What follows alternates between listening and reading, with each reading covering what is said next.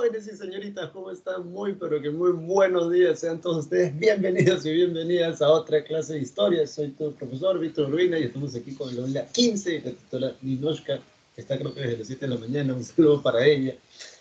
Y nada, espero que les haya ido fenomenal esta semana. Estamos a una semana ya de terminar la pre.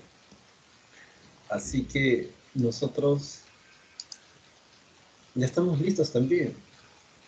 Yo imagino que ya estás súper preparado y preparada para tu examen, para tu último examen de presión. Muy buenos días a la gente que nos está saludando en esta mañana, hoy fin de semana. Es fin de semana, por lo menos para mí, no sé para ustedes.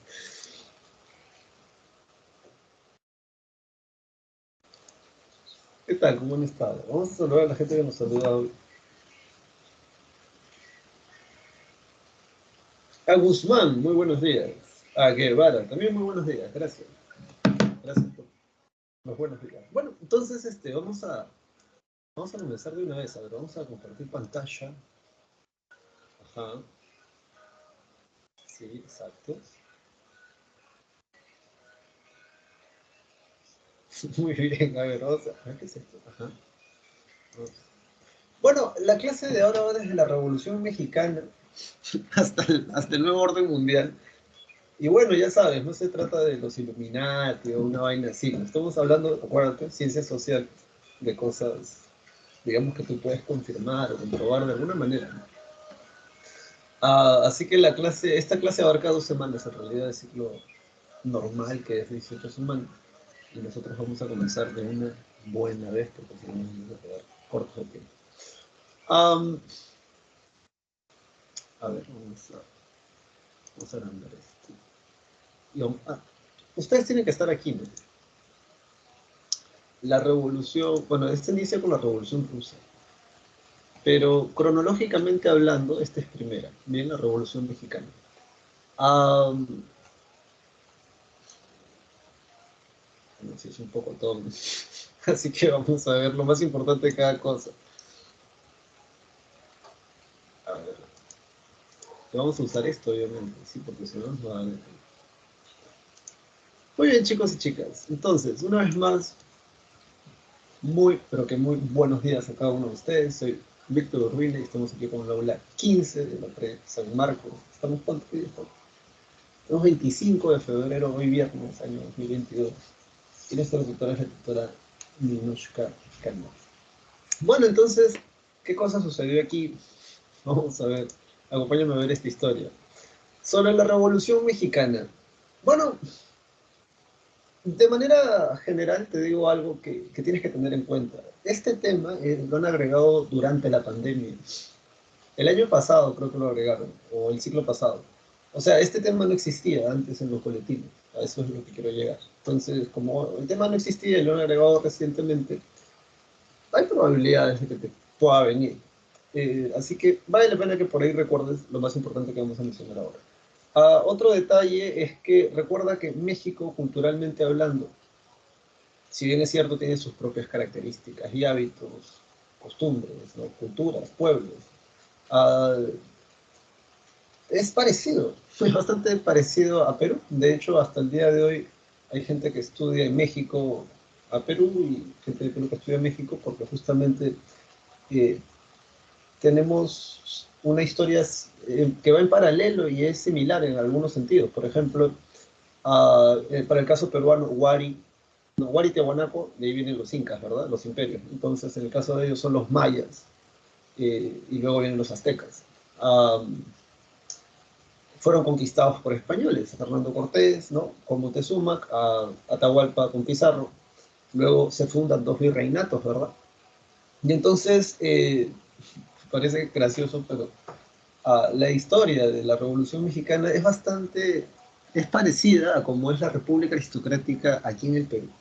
Bien, así que bueno, comenzamos. Eso digamos como una especie de introducción. ¿Cuáles son las causas de la Revolución Mexicana?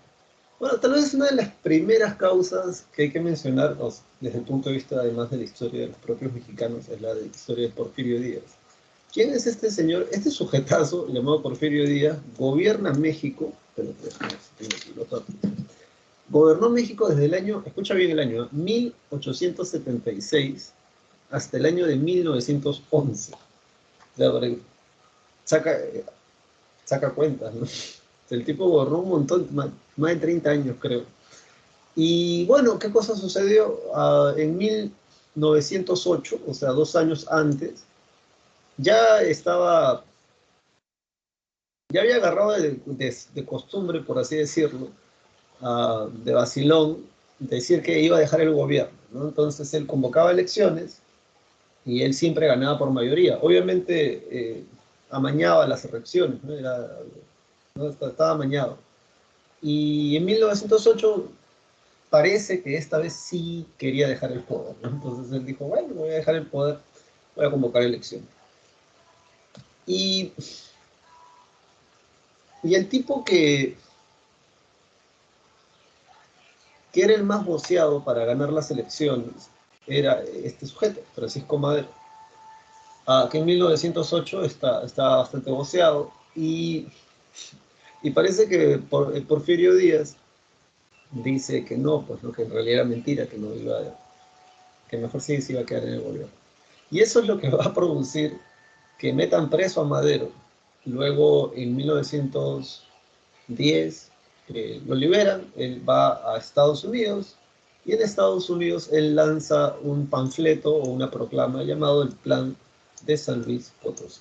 En el Plan de San Luis Potosí, básicamente Francisco Madero pide que el pueblo mexicano se levante en armas contra Porfirio Díaz y hablan de una reforma agraria, además de mejores condiciones laborales para la gente. Y aquí pasamos a la causa número 2, que es la causa parata, agudización de la pobreza y del campesinado. Tienes que entender, ¿no?, que a diferencia de Europa, donde por ejemplo tuvieron la Edad Media, y en la Edad Media, recuerda, ellos son los señores feudales, que son los dueños de la tierra, y a través de sus vasallos cobran los impuestos o las rentas, ¿no?, generadas por la gente que trabaja esta tierra, que son campesinos, y se dividen en dos grupos, ¿no? Están los campesinos libres y están los siervos. Sin embargo, recuerda que culturalmente hablando, por la tradición nativa americana que tenemos, llámese, por ejemplo, ¿no?, el imperio azteca o el imperio de los incas y los pueblos que ellos conquistan, la idea de la posesión de la tierra es diferente, ¿no? Porque es una tierra colectiva y no hay esta idea económica ¿no?, que se desarrolla en el Mediterráneo. Entonces, lo que tenemos en América, en México, lo que tenemos aquí en Perú, es un montón de gente campesina, pero no son campesinos como los de Europa, ¿no?, que ya están acostumbrados desde hace muchos años a no ser los dueños de la tierra que trabajan, siglos de hecho. Acá nuestro campesinado está más bien relacionado a la población nativa, los descendientes de aquellos, ¿no?, que originalmente trabajaban en esta tierra. Y obviamente es algo chocante, ¿no? Por eso el discurso de izquierda cala hondo en estos sectores, porque el discurso de izquierda habla, entre otras banderas, entre otras reivindicaciones sociales, de la reforma agraria, ¿no?, que el campesino sea dueño de la tierra que trabaja. Y bueno, aquí la mayoría de la tierra o eran dueños los allegados al gobierno, o sea, los allegados al gobierno de Porfirio Díaz, o eran extranjeros o empresas extranjeras, de Estados Unidos o de Europa. Y como no hay derechos laborales, las condiciones laborales, las condiciones de trabajo eran bastante feas. Entonces, por eso dicen, ¿no?, descontento de los sectores urbanos, el proletariado. Bueno, acá proletario usa el término proletario para hablar de obreros o trabajadores a nivel general, de fábricas, a nivel general, porque el proletario ya te enseñé que es realmente desde el discurso socialista. Clase media y parte de la élite. Sí, una parte que no se veía beneficiada, ¿no?, por este boom económico que va a haber durante el gobierno de Porfirio Díaz, pero entiende eso, ¿no? O sea, hay un boom económico, hay gente que se hace rica, pero la mayoría del pueblo no ve eso reflejado, ¿no?, ni en su forma de vida, ni en los servicios que da el Estado. Seguimos entonces, dice, ¿no?, oposición de Francisco Madero al porfiriato. Bueno, entonces te estaba contando esta historia, ¿no? El tipo lo meten preso, 2 años después lo liberan, Francisco Madero va a Estados Unidos, en Estados Unidos lanza la proclama del plan de San Luis Potosí, habla de la reforma agraria, habla de elecciones libres, habla de habla de mejoras en los derechos laborales, etc. Y esto es lo que va a incitar a gente como Pancho Villa, por ejemplo, a Emiliano Zapata, que son líderes, por así decirlo, líderes campesinos, por así decirlo, que van a ir en contra del gobierno de Porfirio Díaz y así es como va a estallar la Revolución Mexicana. Ya, bueno, acá está, no sé por qué todo se puede decir. Sucesos, dice, ¿no? En 1911, Porfirio Díaz dice, bueno, yo creo que Porfirio Díaz dice, bueno, yo creo que he gobernado mucho tiempo, así que yo voy a dejar el poder ahora sí. Y de verdad lo dejó. Se fue a Europa con toda la plata que hizo durante todos los más de 30 años de gobierno, y ahí se murió tranquilito. A nadie le dijo nada, nadie lo fastidió, nada. Tranquilazo, se murió ya en Europa. Luego de esto, dice caída del porfiriato, ¿no? Bueno, en realidad el tipo, como les digo, se fue a Europa y nadie le dijo, tranquilo, nadie lo metió preso, nadie lo puso. Viene luego entonces el gobierno de Francisco Madero. Y el gobierno de Francisco Madero termina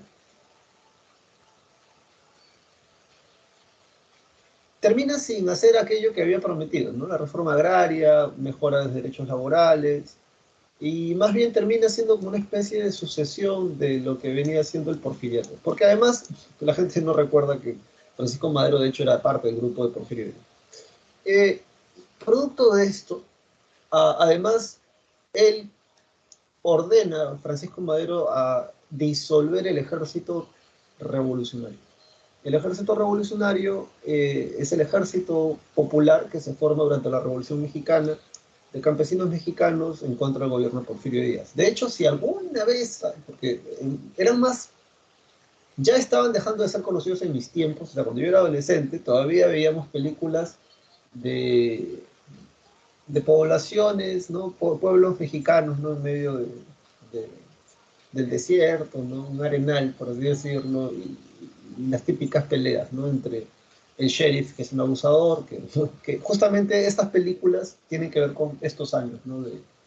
Del porfiriato, ¿no? Y que cómo finalmente la gente termina levantándose a armas. Entonces, quiso disolverlo, ellos no se van a negar a disolverlo, porque además el tipo termina, digamos, deviniendo el conservador, o sea, la sucesión del gobierno anterior.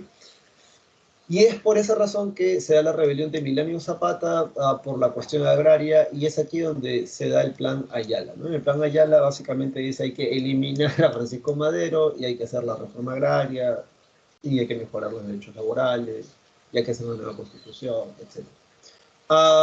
Hay un golpe de Estado en ese sentido de Victoriano Huertas, que en realidad forma parte del grupo de, de Porfirio Díaz, quería restablecer el porfiriato. A Estados Unidos va a empezar a intervenir, sorpresas.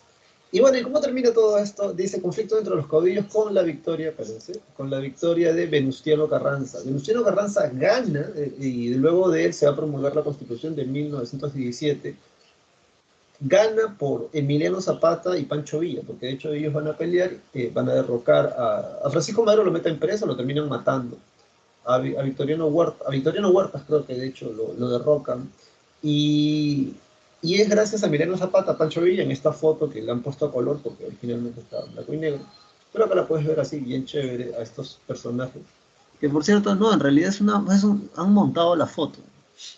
Yo pensaba que son dos fotos diferentes, o es una sola, ¿no? No, yo creo que son dos fotos diferentes. Pero bueno, ahí están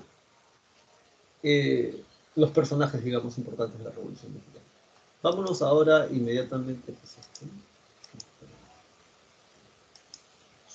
Sí, vámonos ahora a la Revolución Rusa. Pero yo espero que eso se haya entendido. Sí, ya vámonos a la Revolución Rusa. Bueno, chicos y chicas, en tu separata, a ver, tu separata ya sabes que está más consistente, ¿no? La información. Tengo que usar el PowerPoint por una cuestión de tiempo, porque mira, esta clase va desde el año, esta clase, en teoría la clase históricamente hablando inicia en 1910 y va a terminar en el año 2000. Bien, así que Acá tú ya puedes revisar esto. De hecho, tú deberías de ir revisando tu PDF mientras yo voy aquí hablando. Bueno, entonces la Revolución Rusa en 1917. ¿Qué sucedió? ¿Qué pasó? ¿Cómo fue? ¿Quién se murió? A ver, vamos a borrar esto. Y aquí estamos. Causas de la Revolución Rusa. Como antecedentes, primero como antecedentes. Primero como antecedentes, lo que tenemos es que el Imperio Ruso estaba gobernado por la dinastía Romanov. Um, la dinastía Romanov. El apellido, loca, el apellido. ¿Qué apellido es el que está gobernando el Imperio Ruso? Los Romanov, ¿no? En el caso de España, los Borbones, ¿no? Entonces, los Romanov tenían más de 400 años gobernando el Imperio Ruso, o más de 200. Tenían varios siglos gobernando el Imperio Ruso.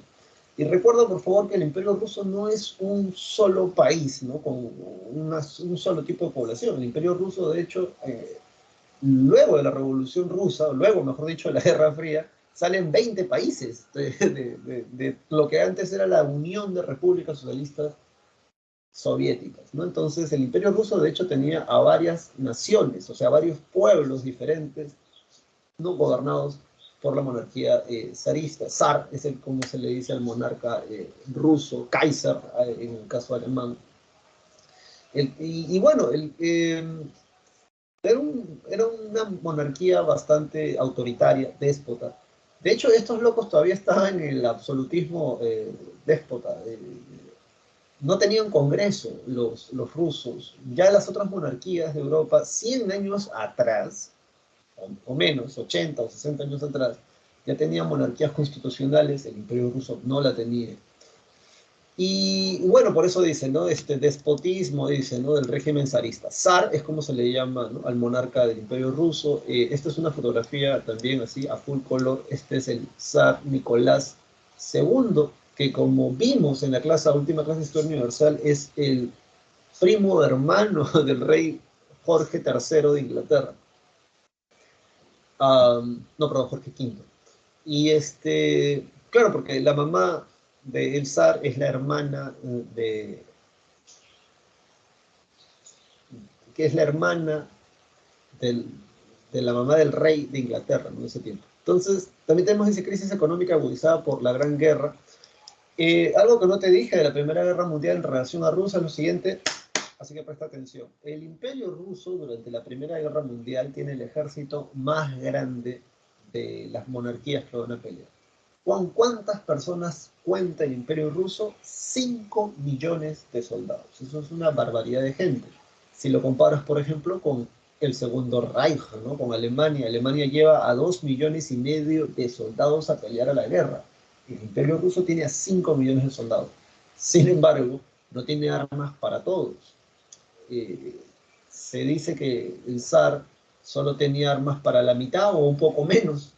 Y entonces, ¿cómo van a pelear los rusos? O sea, tienen ejércitos, o sea, tienen soldados, pero no tienen armas. Bueno, cuando iban a salir de las trincheras, por ejemplo, se le da un rifle a el que encabeza una columna, una fila, y si tú estás detrás de esta persona, a ti te dan balas. Entonces tú lo que tienes que hacer es esperar a que maten a la persona de adelante, coger su rifle, cargar y disparar. Luego la gente no entiende, ¿no? ¿Por qué los mataron? ¿Por qué la gente se levanta en armas? ¿No? O sea, loco, eso es ser abusivo, ¿no? O sea, ¿cómo vas a mandar a morir así a la gente? Pero esas cosas, entre otras más, pasaban, ¿bien? Otras más que, por cuestiones de cosas te las voy a contar. Y entonces lo que el pueblo ruso estaba demandando, sobre todo en la capital, era San Petersburgo, era que Rusia se retire de la Primera Guerra Mundial porque estaban dando pena, y eso es cierto, estaban dando pena. Los alemanes, de hecho, le sacan la recontra mugre. Acuérdate, la habré preguntado por eso, batalla de Tannenberg, batalla de los lagos masurianos. Y otra de las causas, como dice aquí, es la influencia del socialismo de corte marxista, ¿no? De corte marxista, el socialismo científico. El hermano de León Trotsky. El hermano de Lenin había participado de atentados contra la monarquía zarista. De hecho, el tío del zar Nicolás II, que es como se llama este sujeto, ya había fallecido en un atentado del propio pueblo ruso contra la monarquía zarista por lo abusivo, la represión que había. Otro detalle más es que el imperio ruso son solo dos ciudades, sí, solo dos ciudades eran ciudades industrializadas del imperio ruso, y la cereza de este pastel, para hablar ya de causas y terminar también con los antecedentes, que tiene que ver con el desprestigio del zar Nicolás II, de la monarquía. Bueno, su esposa es alemana, bien, su esposa es alemana, la zarina Alejandrina. Ah, y además de ser alemana, su esposa comienza a recibir los consejos de un monje llamado Rasputín, que se hizo odioso ante la élite, la élite de la monarquía rusa, ante la élite rusa. Pero todo esto,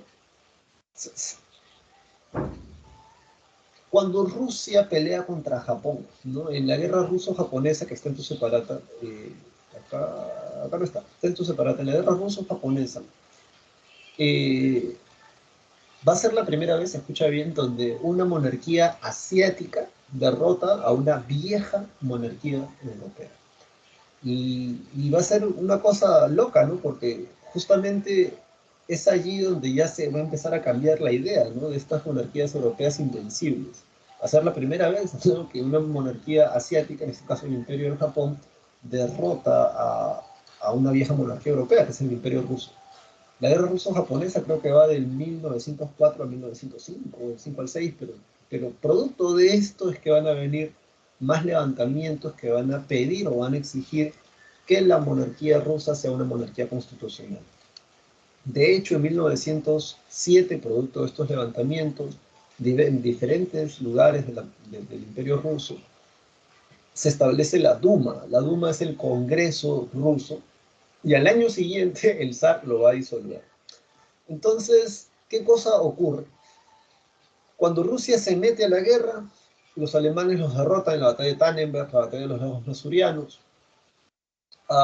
En febrero, la que es la revolución menchevique, en febrero, que por cierto fue el 14 de febrero, para aquellos que han estado estudiando ese día, yo imagino que tú, varón, señorita, que ese día estabas estudiando, que corresponde a alguien en tu posición, que es querer ingresar a la gloriosa Universidad de San Marcos. Entonces puedes anotar la fecha, el 14 de febrero de 1917, en San Petersburgo, las mujeres salen a las calles a protestar, los hombres luego las van a seguir, parece que las mujeres hicieron primero una huelga. La huelga se inicia pidiendo más pan. El Palacio de Invierno, que es donde vive la monarquía zarista, está en San Petersburgo. Y para poder llegar a ese lugar tenías que cruzar el río. El río estaba vigilado por soldados de la monarquía zarista. Perdón, los puentes para cruzar el río, tenías que cruzar por puentes, los puentes están vigilados por la monarquía zarista.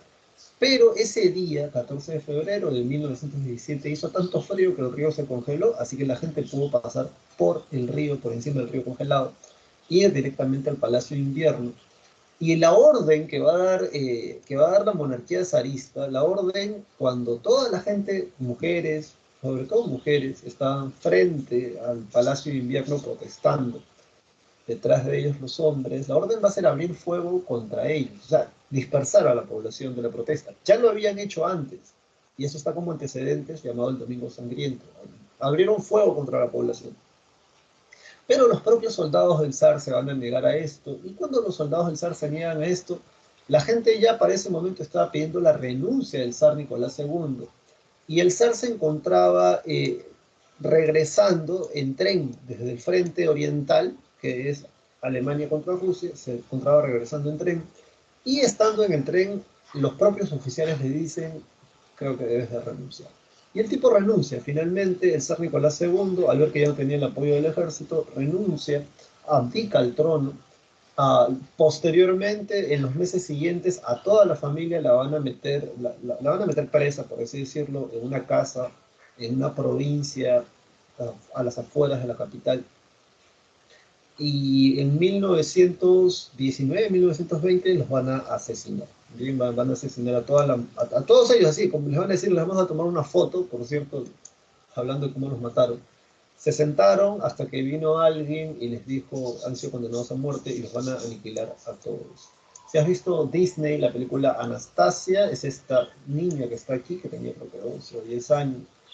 ¿Por qué surge el mito de Anastasia? Porque cuando encontraron los cuerpos de todos ellos, los únicos cuerpos que no van a encontrar son las de Anastasia y el heredero al trono, que es el zar, el príncipe Alejandro.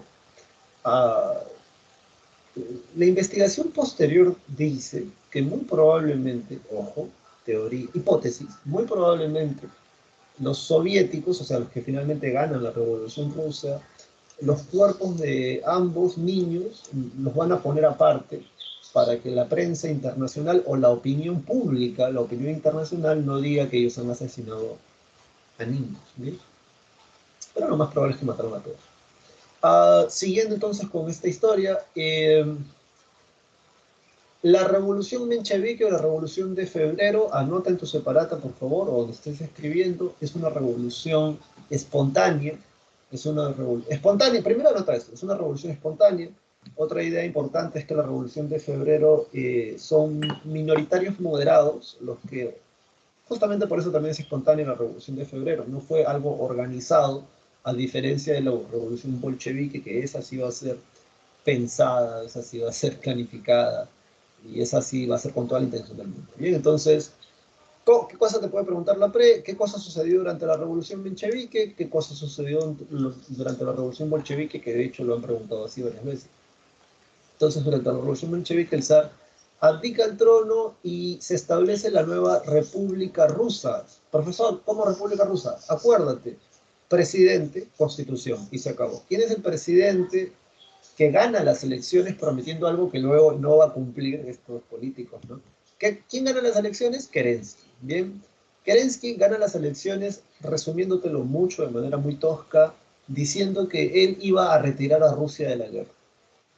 La gente vota por él termina siendo presidente, pero parece ser que en el transcurso de su presidencia, que duró meses, semanas, él no retira a Rusia de la guerra, parece que se deja convencer por la aristocracia rusa de mantener a Rusia en la guerra, y la gente ya estaba harta. Van a convocar a elecciones, y esto es algo que poca gente sabe, pues porque tampoco nos estudian mucho ruso. O sea, ya sabes que lo que sabemos en la historia de la Revolución Rusa viene de dos ramas. Una es la rama pro derecha, o sea, pro capitalismo, pro Estados Unidos, pro Yankee. Y eso hace una historia bastante crítica, ¿no? De toda la historia de la Revolución Rusa. La otra cosa que tenemos es la Revolución Rusa contada por gente a la que le gusta el socialismo, a que disfruta de esa ideología. Y entonces estos dos extremos son malos, ¿no? Porque siempre exageran de alguna manera. A las investigaciones actuales, que ya son las más, digamos, o sea, yo no estoy ni con los yanquis, ni tampoco estoy con los soviéticos, ¿no? Científicos sociales, lo que nos cuentan es algo más interesante, ¿no? Es que en ese momento nadie le daba pelota a los bolcheviques, y nadie les daba pelota porque eran muy radicales. Um, y no eran tampoco la mayoría. El problema está que como son radicales, son los que más hacen sentir. Eran como que el 13 o 15%, ¿no? De la gente que era bolchevique. Porque antes de que se dé la revolución bolchevique habían convocado elecciones. En estas elecciones participan 5 grupos políticos y los bolcheviques no eran mayorías. Pero bueno, esto ya es enrollarte mucho con esto. Lo que la presi te puede preguntar en todo caso, ya te lo mencioné, es por bloques, ¿no? O sea, ¿qué sucede en febrero, en la revolución de febrero, en la revolución menchevique? Minoritarios, moderados, la revolución es espontánea, el zar Nicolás renuncia, se establece una nueva república con Kerensky. Kerensky promete retirar a Rusia de la Primera Guerra Mundial, no lo cumple y es ahí donde la crisis se exacerba. A Lenin, y esto ya es historia así, bien vieja, a Lenin lo meten los alemanes. Acuérdate que Alemania estaba en ese momento en guerra con Rusia, en un tren conocido como el tren sellado o el vagón sellado, ya que nadie podía entrar o salir. En ese tren estaba Lenin, y Lenin en ese tren escribe un ensayo titulado Las tesis de Abril. Esto venía como pregunta en el examen general, que lo hace más de 30 años, creo. Ya ni siquiera a mí me las preguntaron, pero hace más de 30 años vino como pregunta. El caso es que en esas tesis de Abril, ¿cómo se resumen las tesis de Abril? Las tesis de Abril se resumen con una frase, abre comillas, bien, esa frase dice todo el poder a los soviets. ¿Qué significa todo el poder a los soviets? Y por cierto, ¿quiénes son los soviets? Los soviets es la asamblea de campesinos, obreros o militares. O sea, asambleas, ¿no? Asambleas de campesinos, obreros y militares. Esos son soviets. Y los rusos, que ya estaban bastante influenciados con ideas anarquistas y socialistas, se reúnen en asambleas, ¿no? O sea, se reúnen en soviets. Bien, entonces, en las tesis de abril, Lenin va a decir todo el poder a los soviets. Otra cosa es que Rusia se retira inmediatamente de la guerra, entre otras cosas más. Habla de la reforma agraria, por ejemplo. Y bueno, cuando Lenin llega a Rusia, él es apoyado por León Trotsky, que de hecho León Trotsky es el ideólogo, él es la mente, ¿eh? Él es la mente del partido bolchevique. Lenin más bien es la cara visible. Bien, creo que aquí está Stalin y aquí está Trotsky. El heredero original, por cierto, de Lenin es él, es Trotsky. Luego Trotsky va a ser asesinado en México por orden, bueno, no por orden, pero digamos durante el gobierno de Stalin, ya cosa que es bastante curioso. Y bueno, ¿qué es lo que sucede? Los bolcheviques ganan la guerra, eh, ganan el poder, mejor dicho, ellos se dan las elecciones, en las elecciones iban a perder las elecciones, pero finalmente ellos se quedan con el poder. Lenin le entrega a León Trotsky la cartera de ministro de guerra. A Stalin, Lenin le da la cartera de Relaciones Internacionales. La Cominter, la Tercera Internacional, era una institución encargada de expandir el socialismo fuera de Rusia. De hecho, el partido que funda Mariátegui, el Partido Comunista Peruano, se funda y tiene relación justamente con esto, con la Tercera Internacional. Uh, es León Trotsky el que va a hacer, el que inicia los tratos para que Rusia se retire de la Primera Guerra Mundial. Recuerda ese tratado, ya la o sea, está en tu separata de nuevo, yo te lo menciono. Se llama el Tratado de Brest-Litov. En el Tratado de Brest-Litov, Rusia se retira formalmente de la Primera Guerra Mundial, con la condición además de crear nuevos, de liberar, de darle la independencia a nuevos países, como por ejemplo Estonia, Letonia, Lituania, Polonia, Rusia, Ucrania, ahora que está en moda esta vaina de Ucrania.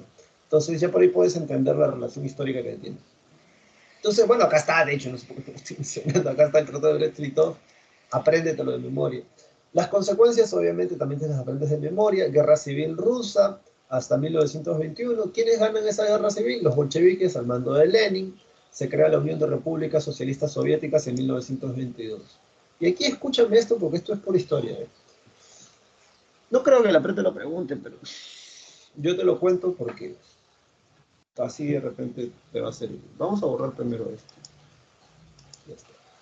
Escúchame. Cuando Lenin llega al poder y se crea la Unión de Repúblicas Socialistas Soviéticas, también conocida como la URSS, acuérdate de eso, la PRE ha preguntado por esto, acrónimo creo que le dicen, ¿no? La URSS. Ay, cóchale, espérense, ajá, la URSS, la Unión de Repúblicas Socialistas Soviéticas. La PRE ha preguntado, ¿a qué significa eso? URSS, Unión de Repúblicas Socialistas Soviéticas. Bueno, cuando Lenin llega al poder, Lenin lo que dice es nueva política económica. La nueva política económica se conoce como los NEP, por sus siglas en inglés, New Economic Policy, o Nueva Política Económica. Ahora, ¿por qué Lenin tiene este nuevo proyecto económico? Por la condición de Rusia. ¿Qué cosa sucedía en Rusia?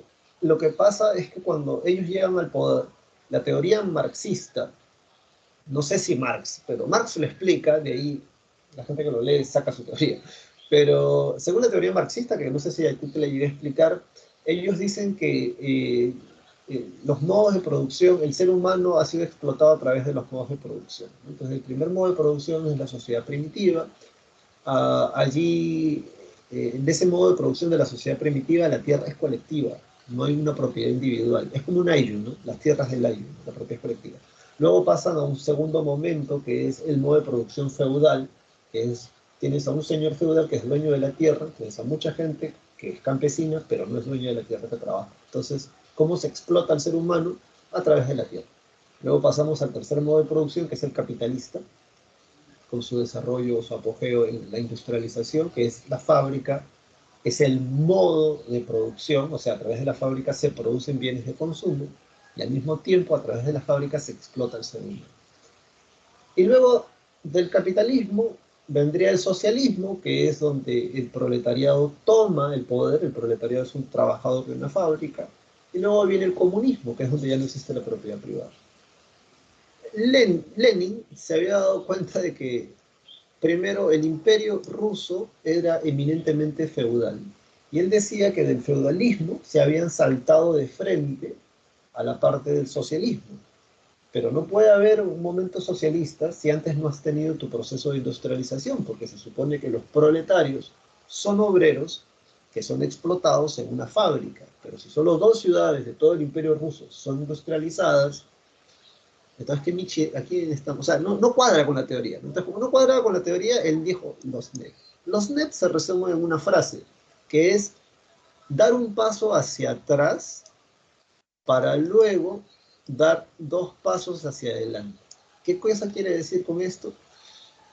Que Lenin decía hay que retroceder al capitalismo, o sea, hay que permitir que se desarrolle la banca privada, empresas privadas, industria privada, y del capitalismo luego daremos 2 pasos hacia adelante, porque nos iremos del socialismo, acá vendría a estar la parte del socialismo donde el proletariado toma el poder, y luego nos iríamos al comunismo, que es donde no existe la propiedad privada, ni las clases sociales. Entonces, ¿cómo se resumen los NEP? Dar un paso hacia atrás, o sea, del socialismo, que es donde Lenin y su mancha habían llegado con la Revolución Rusa, del socialismo, permitir que haya un proceso de industrialización, dar un paso hacia atrás y luego dar 2 pasos hacia adelante. ¿La verdad te voy a preguntar esto? No, pero yo quisiera que tú lo entiendas, porque luego Lenin va a fallecer en 1924 o 23. Lenin fallece y originalmente a León Trotsky le tocaba suceder a Lenin, pero va a ser Stalin. Y Stalin elimina los NEP y Stalin crea lo que se conoce como los planes quinquenales. Se llaman planes quinquenales, ojo, está eliminando la política económica de Lenin, ¿no? Los planes quinquenales tienen que ver porque son 5 años, esto sí ha preguntado la PRE. Stalin dice que la URSS, la Unión de Repúblicas Socialistas Soviéticas, va a planificar su economía por cada 5 años, por eso se llaman planes quinquenales. ¿Y qué significa planificar la economía por 5 años? Significa saber qué es lo que la URSS necesita durante esos 5 años o que puede necesitar, ¿no? Entonces, durante cada 5 años se planifica eso, qué es lo que va a producir o qué es lo que va a consumir toda la Unión Soviética.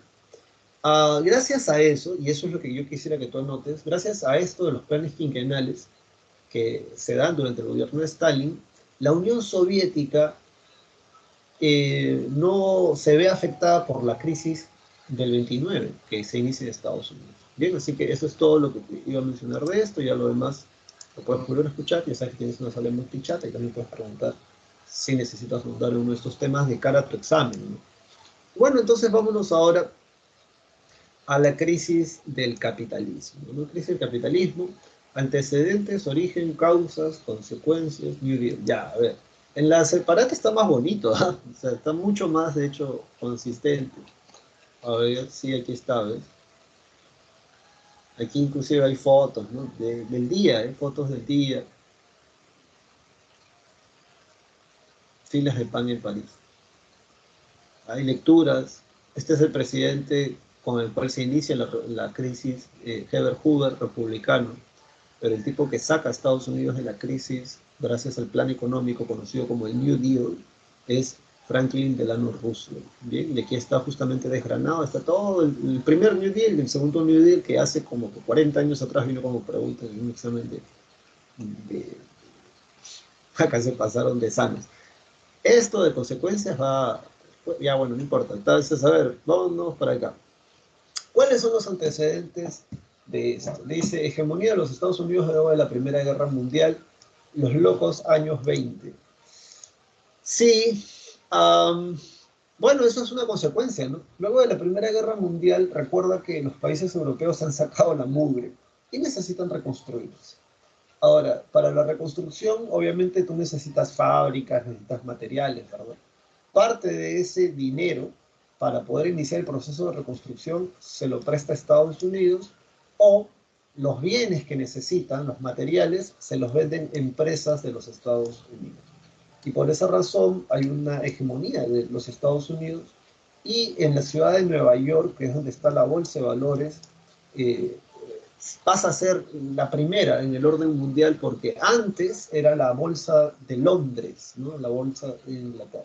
Entonces, bueno, ¿qué cosa ocurre? Dice, por un lado tenemos la especulación financiera. ¿Qué cosa es la especulación financiera?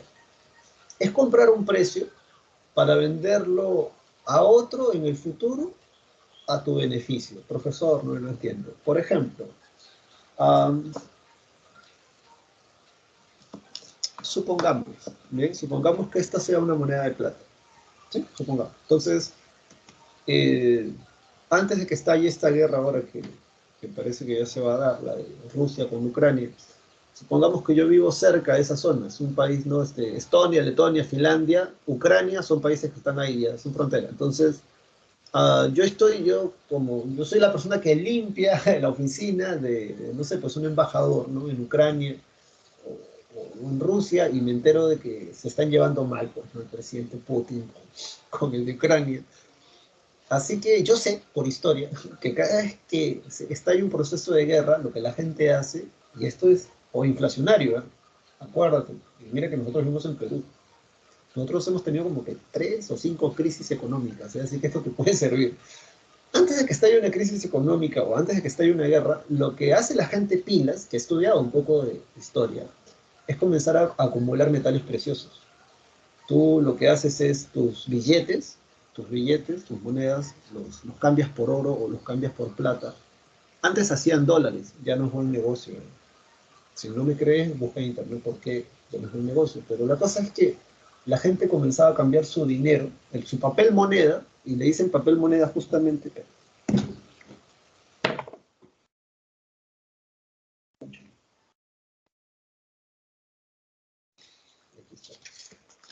¿Sabes por qué le dicen papel moneda? ¿No? Que es lo que no te expliqué en la clase de historia del Perú. Le dicen papel moneda a esto porque realmente esto no tiene valor. Esto no es clase de economía, pero como es clase de historia, tal vez te sirva esto. Esto es un papel, esto no tiene valor. Lo que tendría valor sería una moneda de plata, por ejemplo, o una moneda de oro, porque es un metal precioso. De hecho, tanto la plata y el oro tienen también aplicaciones en la industria tecnológica. El punto es que desde hace siglos el ser humano ha tratado de buscar un refugio para su riqueza, y los metales preciosos sirven para eso. Entonces, ¿qué es la especulación financiera? Porque me he abierto un poco el tema, pero la especulación financiera finalmente es eso, ¿no? Tú dices, antes de que estalle una guerra, antes de que haya una crisis económica en mi país, yo voy a vender mis soles, voy a vender mis dólares, y voy a comprar oro y voy a comprar plata. En la actualidad creo que la onza de oro está a $1.800. Y es una ley, ¿eh? Cada vez que estalla después una guerra, o cada vez que estalla una crisis económica en un país de estos, el oro y la plata tienden a subir. Y tienden a subir a veces bastante. Bien, entonces suben de por sí. Y eso es especulación, porque, por ejemplo, yo compro esta moneda de plata antes, ¿no? De este problema de Ucrania con Rusia, la compro a, bueno, una moneda de plata así en la actualidad sería cuánto, 20 soles, ¿no? Entonces estalla la guerra y ya la moneda no vale 20 soles. Ahora la moneda vale, supongamos, vale 60 soles. O sea, ha duplicado o triplicado su valor. Ya no me vale 20, ahora me vale 60. Y como ahora vale 60 y yo la compré a 20, entonces yo te la voy a vender a 60. Eso es especular. ¿Bien? Eso es especular. Tú compras a un precio con la intención de vender a otro precio en tu beneficio. Es la definición más simple que te puedo dar, porque también tú puedes comprar a un precio con la intención de venderlo más barato y también ganarías dinero, pero ya eso es otro tema, eso es otro curso. Eso, así que bueno, corredor de bolsa se llama eso, ¿no? Pero, ¿qué cosa ocurre aquí en esto de la crisis del capitalismo? ¿Y por qué hay una especulación financiera? Porque a los bancos, a las entidades crediticias que antes no estaban reguladas como en la actualidad, ¿y por qué no estaban reguladas? Esto, mira, si no has estudiado ideologías del siglo XIX, esta clase es difícil, ¿eh? Porque como yo sé que tú has estudiado, te explico bonito. Recuerda que Estados Unidos es el país bandera, o que es el país que va a representar a esta ideología que tiene que ver con el liberalismo, ¿no? Y ya sabes que el liberalismo tiene su rama económica y tiene su rama política, ¿cierto? Entonces, uh, en la doctrina liberal, recuerda, en la ideología liberal, el Estado no debe de intervenir en la economía. Y esto es clase de economía, laissez-faire, laissez-passer, deja hacer, deja pasar. Porque el liberalismo es una ideología política económica que se origina durante la monarquía absolutista, que era cuando la monarquía le prohibía a su colonia comprar o vender productos a una monarquía que no fuera su metrópoli. Entonces nace en la Ilustración esta idea de que el Estado, el gobierno, las instituciones no deben de ponerle trabas a la economía. En ese sentido, Estados Unidos es el país que representa esta ideología, donde el gobierno, si bien es cierto, tiene algunas leyes, tiene algunas restricciones, no las van a tener como después de la crisis. Bien, por esta idea de deja ser, deja pasar, ¿no? Por eso dice crisis del modelo liberal, porque en ese modelo liberal el gobierno no interviene en economía, deja que los empresarios y banqueros decidan cuánto van a producir o cuánto van a vender. En ese sentido, las entidades crediticias de los Estados Unidos durante los años 20 se dieron cuenta de que podían dar un préstamo a condición de que después se les pagara obviamente con intereses y ese dinero, ese mismo dinero utilizarlo para comprar acciones.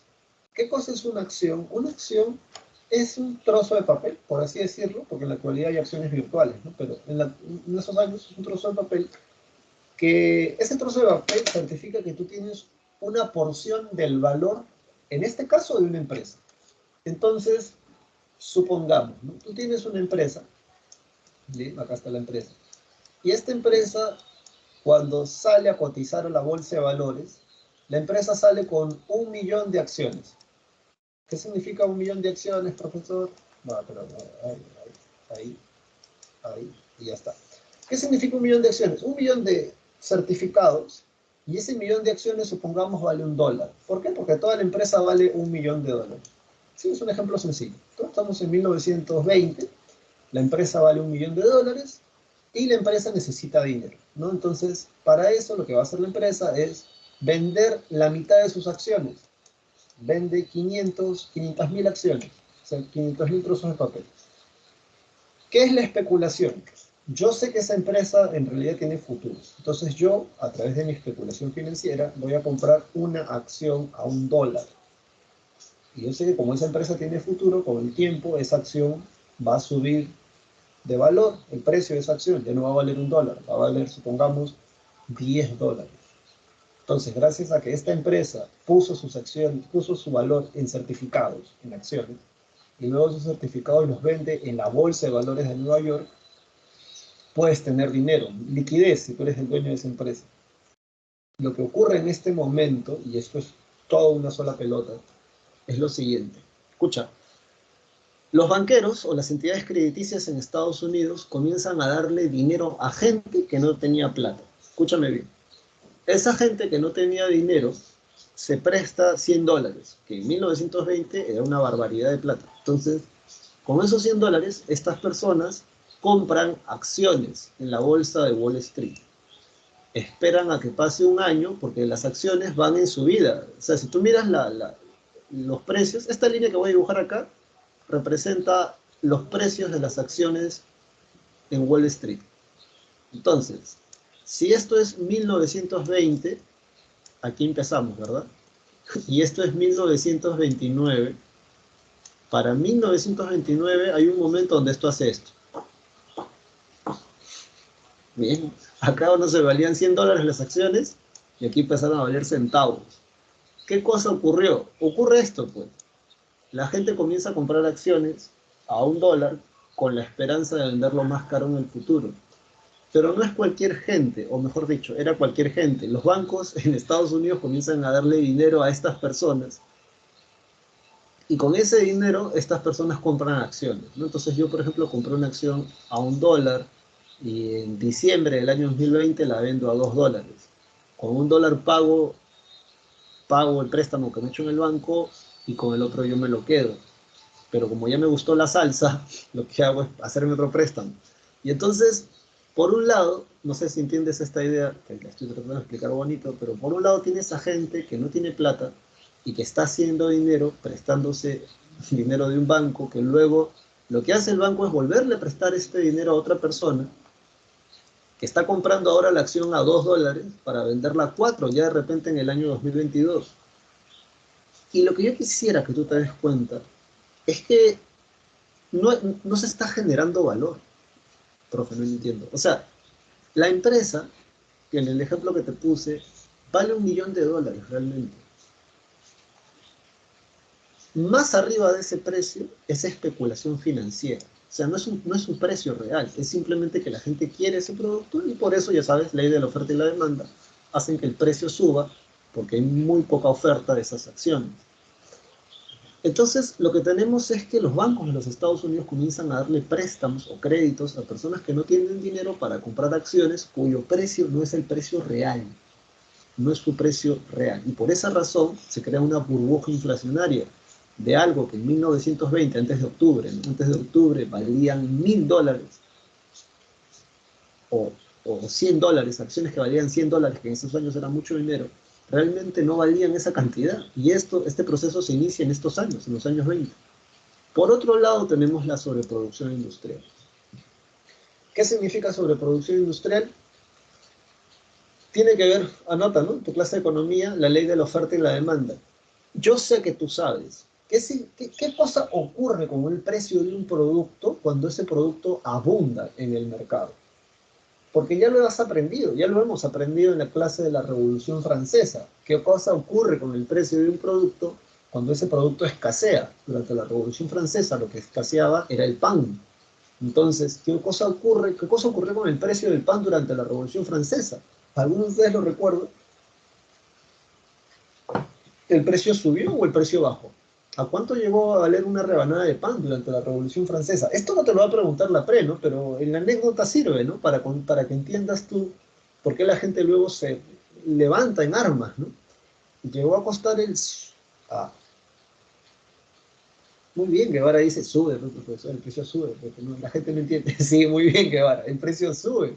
Pero aquí el precio, primero, durante la Revolución Francesa, una rebanada de pan llegó a valer el salario de un mes de un campesino francés. Bueno, acá lo que tenemos es lo inverso.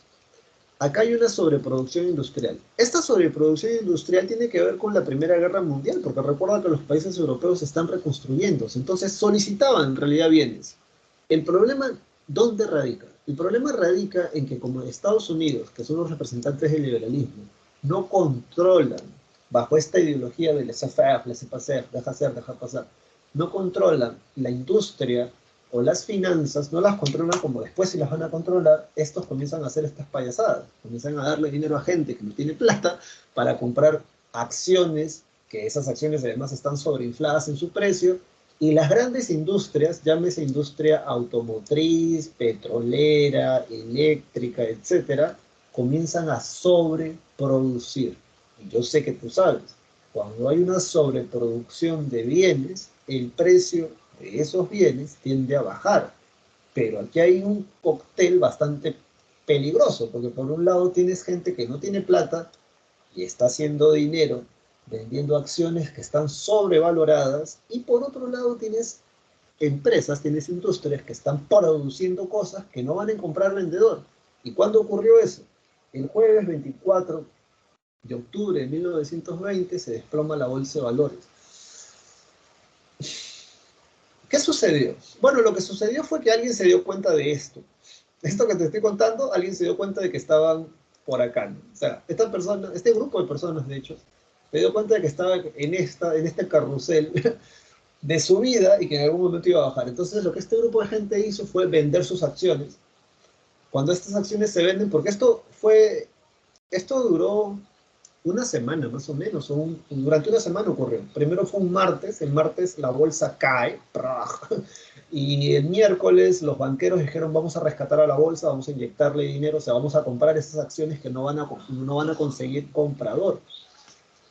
¿Y por qué la bolsa cae? Porque cuando este grupo de gente vende sus acciones en la parte más alta, el resto dice, ¿no? Pero ¿por qué han vendido si estamos en auge?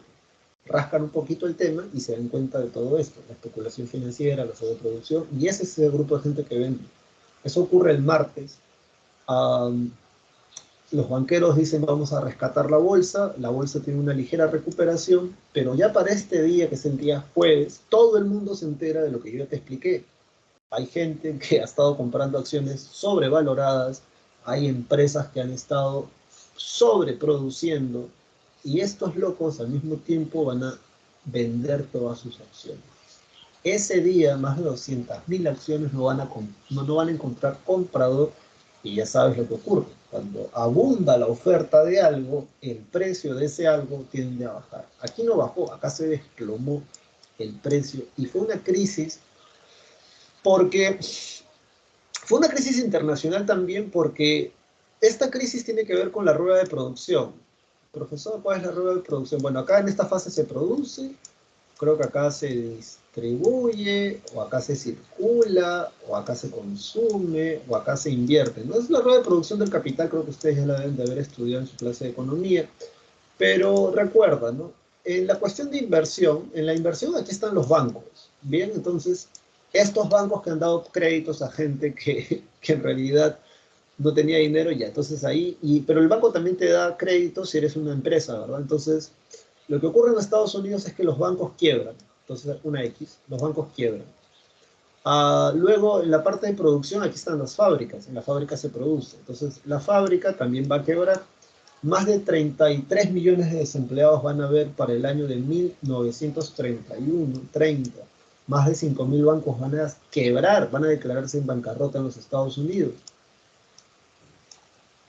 Pero aquí la pregunta es, ¿por qué la crisis se hace mundial? Bueno, te decía, ¿no? Para que la rueda del capital funcione, ¿no? Producción, circulación, distribución, consumo, creo que así es, ¿no? Ya tú ya sabes cómo es en todo caso. Pero el punto es que tú necesitas de estos dos factores. Primero necesitas de la inversión para meterle dinero a tu fábrica y así producir bienes. Luego que circulen, se distribuyan, se consuman y esta rueda sigue girando, ¿verdad? Todos los países del mundo tienen esta rueda. Perú, por ejemplo, también la tiene.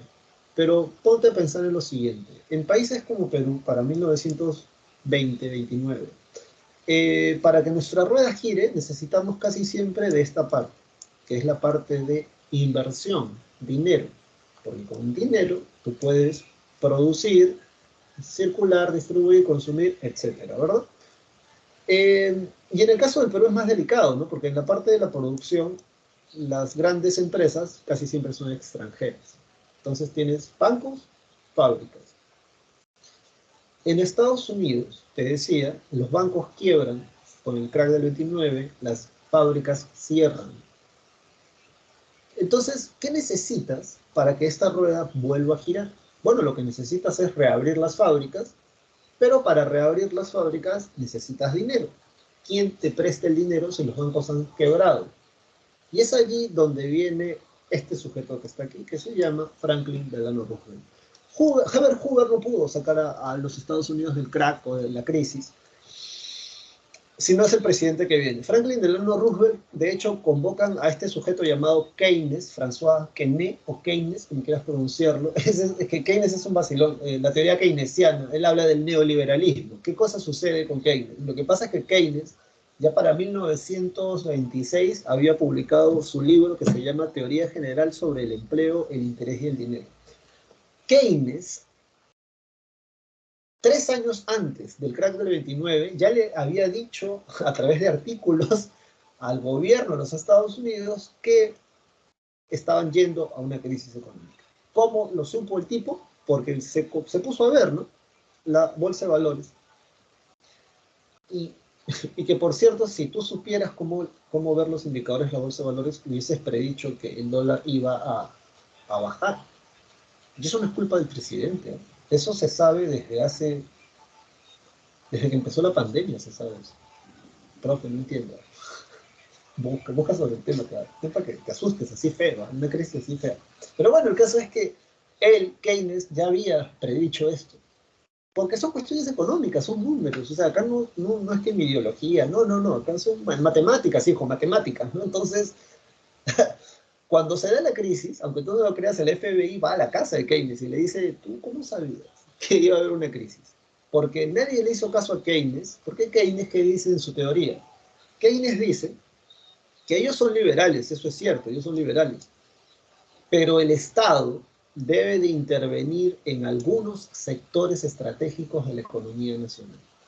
¿Por qué nadie le hizo caso a Keynes antes del crack? Porque ¿quiénes son los que controlan toda su economía con los planes quinquenales? Esos son los soviéticos. Los soviéticos son de izquierda, son socialistas, marxistas, leninistas, estalinistas, creen en la propiedad colectiva como base de la justicia social. Así que nadie le da pelota a Keynes porque lo tachaban de comunista, le decían, pero los que controlan su economía son los soviéticos, son los de izquierda, son comunistas. Nosotros no somos comunistas. Después del crack, justamente van a aplicar la teoría keynesiana. ¿Qué dice Keynes? Y esto es el resumen de todo ese tema de tu clase de economía, el neoliberalismo. El Estado debe de intervenir, y aquí viene la palabra clave, en algunos sectores estratégicos de la economía nacional. El resto, que fluya, ¿no? O sea, véndele, cómprale a quien tú quieras, ¿no? Pero en estos sectores el Estado tiene que intervenir porque si no va a ocurrir una crisis como la que ya está sucediendo, la de 1929. Y a eso lo van a llamar el New Deal, ¿no? La nueva carta en inglés, ¿no? La nueva carta, el nuevo contrato. Hay dos, de hecho, en tu separate están los dos, porque son dos bloques. El New Deal, ¿no? El primero, bueno, este contiene tanto el primero como el segundo, de hecho, no. Este tiene el primero. Hay una mayor intervención del Estado, ¿no? En la economía, hay un gasto en las obras públicas para dar trabajo, ¿no? O sea, más hospitales, colegios, carreteras, aunque tú no lo creas. Antes, cuando yo tenía tu edad, y el profesor decía, ¿no? Es que la inversión trae trabajo, ¿no? Hay más hospitales, carreteras, ¿no? Entonces, yo, en esos años, me imaginaba, pues, a la gente haciendo carreteras o construyendo hospitales. Sin embargo, si vas un poco más allá, te darás cuenta de que realmente hay mucha gente que interviene, por ejemplo, en la construcción de un hospital. Porque no solamente está el obrero que te hace el vaciado, ¿no? Para el cemento en las columnas, no solamente está él, está el ingeniero eléctrico, está la persona que te vende el cable de electricidad, está el vidriero, está el que te vende las camas, el que te va a pintar el edificio, el que le vende la comida a los trabajadores, están el personal de asistencia de salud. O sea, hay un montón de gente involucrada y eso es lo que va a suceder. Van a comenzar a inyectarle dinero para hacer obras públicas y así dar empleo a toda esta gente que va a quedar sin trabajo. Luego dice, se crea un sistema de seguridad social, sí, eso es cierto. Y aquí viene lo interesante, ¿no? ¿Te acuerdas que te hablaba de la rueda de la producción? ¿Por qué la crisis se hace mundial? Que es lo que la PRA ha preguntado antes. La crisis se hace mundial porque durante el gobierno de Franklin Delano Roosevelt se hizo un congreso, de hecho. En el congreso invitaron a Rockefeller, invitaron a Henry Ford, invitaron a varios magnates de la industria al Congreso de los Estados Unidos para saber cómo iban a hacer el salvataje económico. Y lo que acuerdan es repatriar, volver a traer el dinero que tienen invertido en el extranjero. Y es por esa razón que la crisis se hace mundial. Y tú dirás, ¿por qué? Mira acá la pantalla y tú te acuerdas de esta rueda. Te decía, ¿no? ¿Qué ocurre en Estados Unidos? Las fábricas quiebran, los bancos se declaran en bancarrota, esta rueda se detiene. ¿Qué acuerdan durante el gobierno de Roosevelt con el New Deal? Acuerdan volverle a inyectar dinero a esta parte, o sea, a la parte de los bancos. ¿Por qué le vas a inyectar dinero a la parte del banco? Bueno, porque si le inyectas dinero, tienes inversión, tienes dinero para dar crédito. Y si tienes dinero para dar crédito, siempre hay alguien que está dispuesto a volver a abrir su fábrica, que es la parte donde se produce. Pero ¿de dónde van a sacar ese dinero? Bueno, cada país, acuérdate, como Perú, por ejemplo, tiene su propia rueda. En el gobierno de Leguía, Estados Unidos le presta mucho dinero al gobierno de Leguía para hacer que esta rueda funcione. Ese dinero está en esta parte, ¿verdad? En la parte de banco, en la parte de inversión. Si Estados Unidos le pide a Leguía que le pague el dinero que de hecho le han estado prestando durante varios años, lo que está haciendo el gobierno de los Estados Unidos, sin querer queriendo, es quitarnos esta parte de inversión. Y si a nosotros nos quitan esta parte de inversión, esta parte cierra. Y si esta parte cierra, estas se van a ver afectadas. Y finalmente el gobierno de Leguía, si no lo sabes, lo vas a saber en nuestra última clase de Historia del Perú, cae luego de la crisis del 29. En 1930 el gobierno de Leguía ya ha desaparecido. Y esto que pasa en el gobierno de Leguía justamente pasa en Europa, pasa en buenas partes del mundo, porque Estados Unidos decide retirar, ¿no?, el dinero que ha invertido en estos países, pero el dinero que ha invertido en esos países hace funcionar la rueda económica de esos países y ves cómo esto se convierte en una especie de bola de nieve, ¿no? Entonces, ¿qué países se ven afectados por esto? Anota Alemania. Alemania se ve sumamente afectada por la crisis del 29 porque Estados Unidos le prestaba dinero. Italia también se vio sumamente afectada por la crisis del 29 y así. Entonces, qué garabato es esta pantalla. Vamos a limpiar esto, vamos a poner esto acá y ya está. ¿Cuáles son las consecuencias? Dice, bueno, esto ya te las expliqué, extensión a nivel mundial, ya está. Vámonos ahora al fascismo.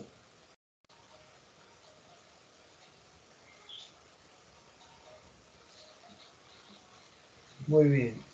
A ver, ustedes deben de estar aquí. Hasta aquí todo está claro, ¿verdad? Hasta acá todo se entiende. Ustedes deben de estar aquí. De hecho, acá está más bonito. Yo no sería esto. Fue lo que fue un pocotón. Los fascismos. Bueno, primero, esto no es clase de italiano, pero aprovecha, ¿no? O sea, si puedes aprender un poco más, ¿cuál es el roche? A ver, mira acá. En italiano, cuando tú leas SC, o sea, cuando tú veas que es una palabra en italiano, porque fascismo es una el fascismo es una palabra, fascismo es una palabra italiana. SC se pronuncia como así, pues, fascismo. ¿Bien? ¿Esto cómo se pronuncia? Porque él es Benito Mussolini. Él es el, ¿qué cosa? Él es el duce. En italiano la C se pronuncia como che, duce. Sí, sí. De hecho, apréndetelo en el número. Entonces, ¿qué cosas son los fascismos? Dice, el fascismo es una ideología, tú ya sabes que es una ideología, y sistema de gobierno de carácter, esta es la palabra clave, totalitario. ¿Qué significa de carácter totalitario? Lo coloca, se mete con todos los aspectos de la vida que te puedas imaginar. Un gobierno totalitario, tú y yo no lo hemos gozado nunca. Ya quisiéramos que el Perú tuviera un gobierno totalitario. Tal vez así habrían más calles limpias. Pero el caso es que no lo hemos tenido. Profe, ¿cómo que no hemos tenido gobierno totalitario? Es que un gobierno totalitario tienen espías, loco. O sea, tú no puedes hablar mal del gobierno en tu propia casa porque tú no sabes si el niño de tu casa te va a tirar dedo con su profesora, que a su vez se puede tirar dedo con un personal del Estado y te meten preso, loco. No es broma, no es chiste. Pasa en la Unión Soviética, pasa acá en estos gobiernos fascistas. Tienen policías secretas, se les conoce. Controlan los aspectos de la vida cultural, política, religiosa, sexual, o sea, económica. O sea, por eso se llama un gobierno totalitario. ¿Y dónde surge? Bueno, eso surge en Europa, y esto sí por eso lo estoy haciendo punto por punto, porque son cosas que te pueden preguntar. Los fascismos surgen en Europa luego de la Primera Guerra Mundial. Otra característica de los fascismos es que son opuestos, o sea, están en contra principalmente del comunismo. Yo sé que aquí dice liberales, pero es que todos los fascistas, antes de declararse antidemocrático y liberal, se declaran anticomunistas, ¿bien? Porque como ya te lo he tratado de enseñar en la clase de ideologías, los fascismos son gobiernos totalitarios de extrema derecha, ¿bien? Son gobiernos totalitarios de extrema derecha. O sea, eso significa que son radicales, están dispuestos a matar, a torturar, a desaparecer gente, pero desde la extrema derecha. Bien, por eso antes de ser antidemocrático y liberal, porque de hecho sí creen en la propiedad privada, son anticomunistas, otorgándole un poder absoluto al Estado, amparado en un nacionalismo exacerbado. Esta gente sí exalta muchísimo el orgullo nacional. Y bueno, esto también ha preguntado la PRE, vamos a borrar para que lo aprecies mejor. Bien, ¿dónde se origina el fascismo? En Italia, pero su grado más extremo, o sea, los que les ganaron y de lejos, son los alemanes bajo el nombre del partido nazi. Bien. Otra cosa que dice es que el fascismo fue producto de la crisis de la posguerra, el fracaso de las democracias liberales. Bueno, esto sobre el fracaso de las democracias liberales. ¿Por qué un fracaso? Porque se supone que los alemanes firman el Tratado de Versalles y los países demócratas debieron de ponerle un alto a Hitler cuando Hitler comienza a romper ese tratado. Y por eso hablan de un fracaso, ¿no? Porque estas democracias liberales que estaban mejor que Alemania luego del crack del 29, tuvieron que haberle puesto un alto a Hitler, y no lo van a hacer. ¿Y no lo van a hacer por qué? La respuesta está aquí también en el texto, ¿eh? Por el temor, por el miedo que tienen los burgueses, o la gran burguesía, ya sabes, los que creen en la propiedad privada, liberales, ante una revolución comunista. O sea, el texto te está diciendo algo muy simple. Te está diciendo que si Francia, Inglaterra, no le pusieron un alto a Hitler cuando pudieron, no lo hicieron porque tenían miedo, la clase alta, la burguesía,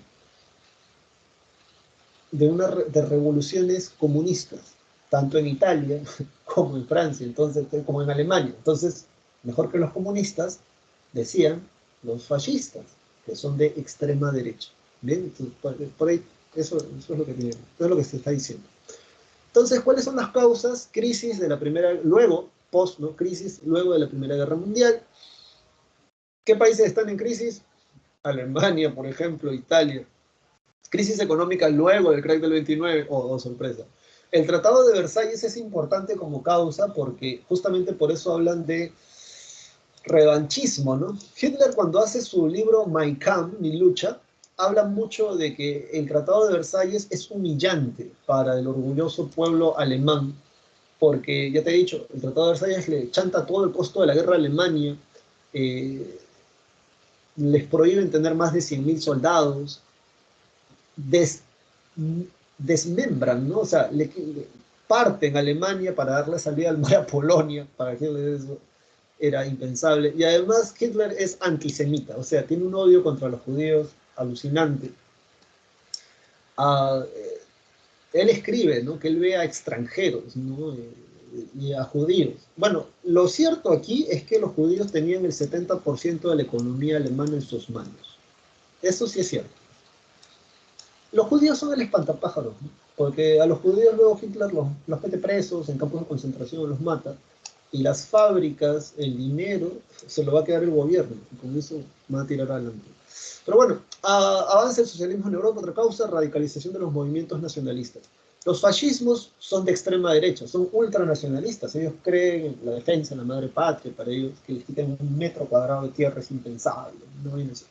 Y justamente porque son nacionalistas también son tienes que echarle el ganso a alguien, ¿no? O sea, si eres un nacionalista, tienes que echarle la culpa a alguien. Por ejemplo, aquí en el caso del Perú, la clásica, el país vecino del sur, ¿no? Aunque en la actualidad ya están agarrando otro chiste, ¿no? En la actualidad, ¿cuál es el chiste que agarran los extranjeros? Entonces, o sea, ay, esta gente.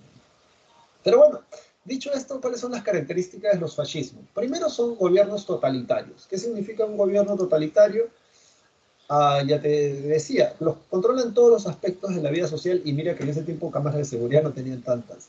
Son anticomunistas a ultranza, también son antiliberales, pero son antiliberales porque ellos creen en la figura de un líder carismático, el cual no necesita que le digan qué hacer, ¿no? En este caso, para los italianos, el Duce, Benito Mussolini, no te puedes olvidar de él. Son ultranacionalistas, incluso promueven, ¿no? El odio hacia los que no son de su propia nación. Y bueno, sobre el fascismo italiano, ya te he dicho, la figura central es Benito Mussolini. Él funda el Partito Nazionale Fascista, el PNF, acá está el nombre en italiano, en 1921. Luego, en 1922, ante una posible huelga de trabajadores de corte comunista o anarquista, Benito Mussolini le dice al monarca, al rey Víctor Manuel II, creo que era, que ellos podían contener esa marcha de comunistas, ¿no? De izquierdosos. Y lo que va a hacer Benito Mussolini con sus famosos camisas negras, las camisas negras son parte del partido de Benito Mussolini, son un grupo paramilitar, por así decirlo, van a punta de palos, puñetes, van a disolver esa marcha, que lo único que quería era mejores condiciones laborales. Y luego de esa marcha el tipo va a tener bastante poder, de hecho va a ser el líder del país luego de esto. Fue elegido primer ministro y en la práctica era el líder del Estado. No acuérdate del nombre, el Duce. Luego tenemos al partido nazi. Hitler no es la figura central, acá lo tenemos con la Sturmabteilung, las SA, los camisas pardas. Si Benito Mussolini, camisas negras, los de Hitler son los famosos camisas pardas, camisa de color marrón, bien, para que te das una idea. En 1920, Hitler funda el Partido Nacional Socialista Obrero Alemán. Las siglas del alemán al castellano, Partido Nazi. Bien, por cierto, de socialista solo el nombre lo tienen, porque estos son de extrema derecha, ya te he dicho. En 1923, Hitler trata de dar el punch, que significa el golpe. Era una cervecería en Múnich, donde se reunían los líderes políticos de Alemania. Hitler fracasa en ese golpe de Estado, lo meten preso, y estando preso, en 1925 escribe Mein Kampf, o un ensayo titulado Mi lucha. En una hora te lo puedes leer completo, no es muy grande. Contienen los principios ideológicos de Hitler en prisión. En Mein Kampf, en Mi lucha, Hitler habla del odio contra los judíos. Por cierto, los musulmanes también son semitas, son del mismo pueblo, no sé si lo sabías. De hecho, hasta en la Biblia dice que son de Dios hermanos, ¿no? Unos vienen de Ismael, otros vienen de superioridad racial. Hitler habla de la superioridad racial. Él habla, ojo, porque la gente aquí se paltea. Hitler no habla de la raza blanca. ¿Ya? O sea, en historia Hitler habla de la raza aria. Los arios, como condición, no solo son blancos de piel. Y eso es algo que, por eso, pues cuando no estudias, cuando no lees, no te enteras, ¿no? O sea, aquí en Perú, ponte, ¿no? Yo espero que entre ustedes no haya, ¿no? Pero supongamos que haya alguien que se crea súper blanco, ¿no? Súper así. Yo miro del hombro hacia abajo. Entonces, vas a Europa en la época de Hitler y por muy blanco o blanca que te creas, muy probablemente Hitler te haría jabón, ¿no?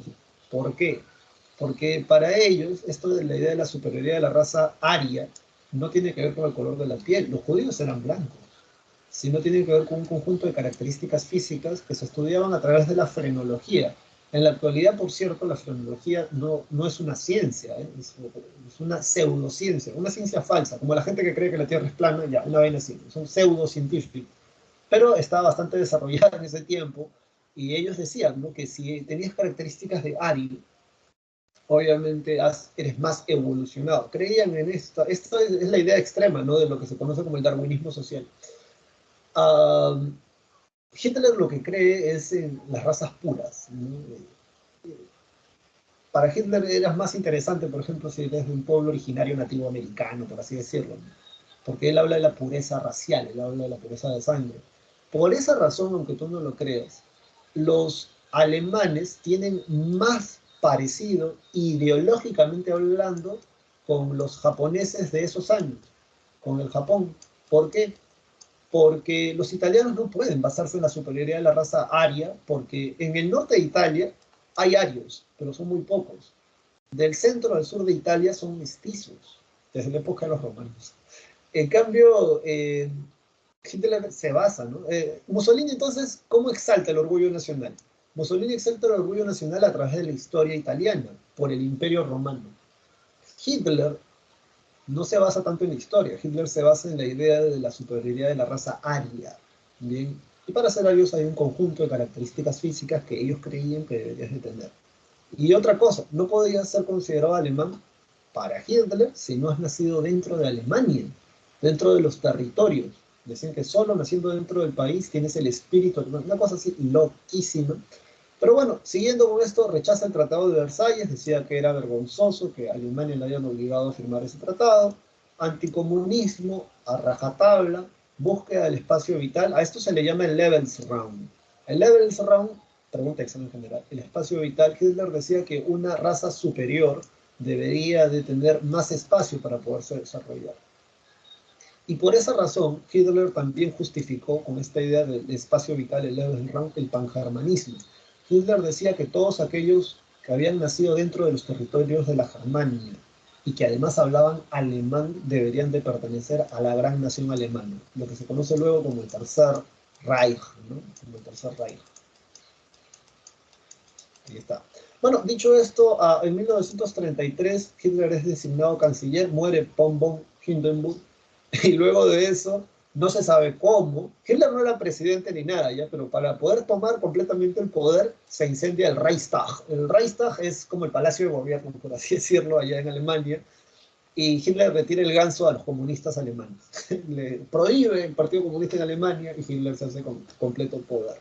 Luego de eso se celebran las Olimpiadas y todo lo demás. Un vacilón. Bueno, finalmente, para terminar, bueno, te hablaba de Japón, ¿no? Japón, con el emperador Hirohito, ideológicamente hablando, se parecen más a los nazis porque los japoneses también creen en la superioridad de la raza. Para ellos es la raza asiática, ¿no? O sea, ellos dicen que son la raza superior en Asia. Hitler dice que es la raza superior en Europa. Y por esa razón los japoneses también necesitan más espacio. Por eso Japón invade en la Segunda Guerra Mundial China. Si los alemanes exterminan más de 6 millones de judíos, entre otros grupos étnicos, porque también hay otra gente que también desaparecen los nazis, solo que de ellos no hablamos, los japoneses en China exterminan más de 6 millones de personas también. Finalmente, para terminar esta parte, hablamos del caso de España con el falangismo, que es la extrema derecha en España. Su líder o representante es el general Francisco Franco, que es este tipo acá de mirada coqueta que tienes aquí, Francisco Franco. El tipo era un oficial del ejército español, de la monarquía española, estaba en África, en el norte de África, y luego estalla la guerra civil entre republicanos que son socialistas y los nacionalistas que son falangistas. Francisco Franco recibe el apoyo de Mussolini, el apoyo de Hitler para acabar con los socialistas y anarquistas españoles. Abusivos, abusivos. Mira, la guerra se inicia en 1936 y gana Francisco Franco la guerra. Bien, o sea, gana la extrema derecha, gana en España, y Francisco Franco va a gobernar España hasta 1975. Mientras que en otros países de Europa ser fascista es un delito, te pueden llevar preso, de hecho, por saludar, o sea, hacer el saludo fascista. En España ellos van a gobernar la extrema derecha hasta 1975. ¿Cómo se llama entonces? Los JONS, ¿no? Las Juntas de Defensiva Nacional, o los falangistas.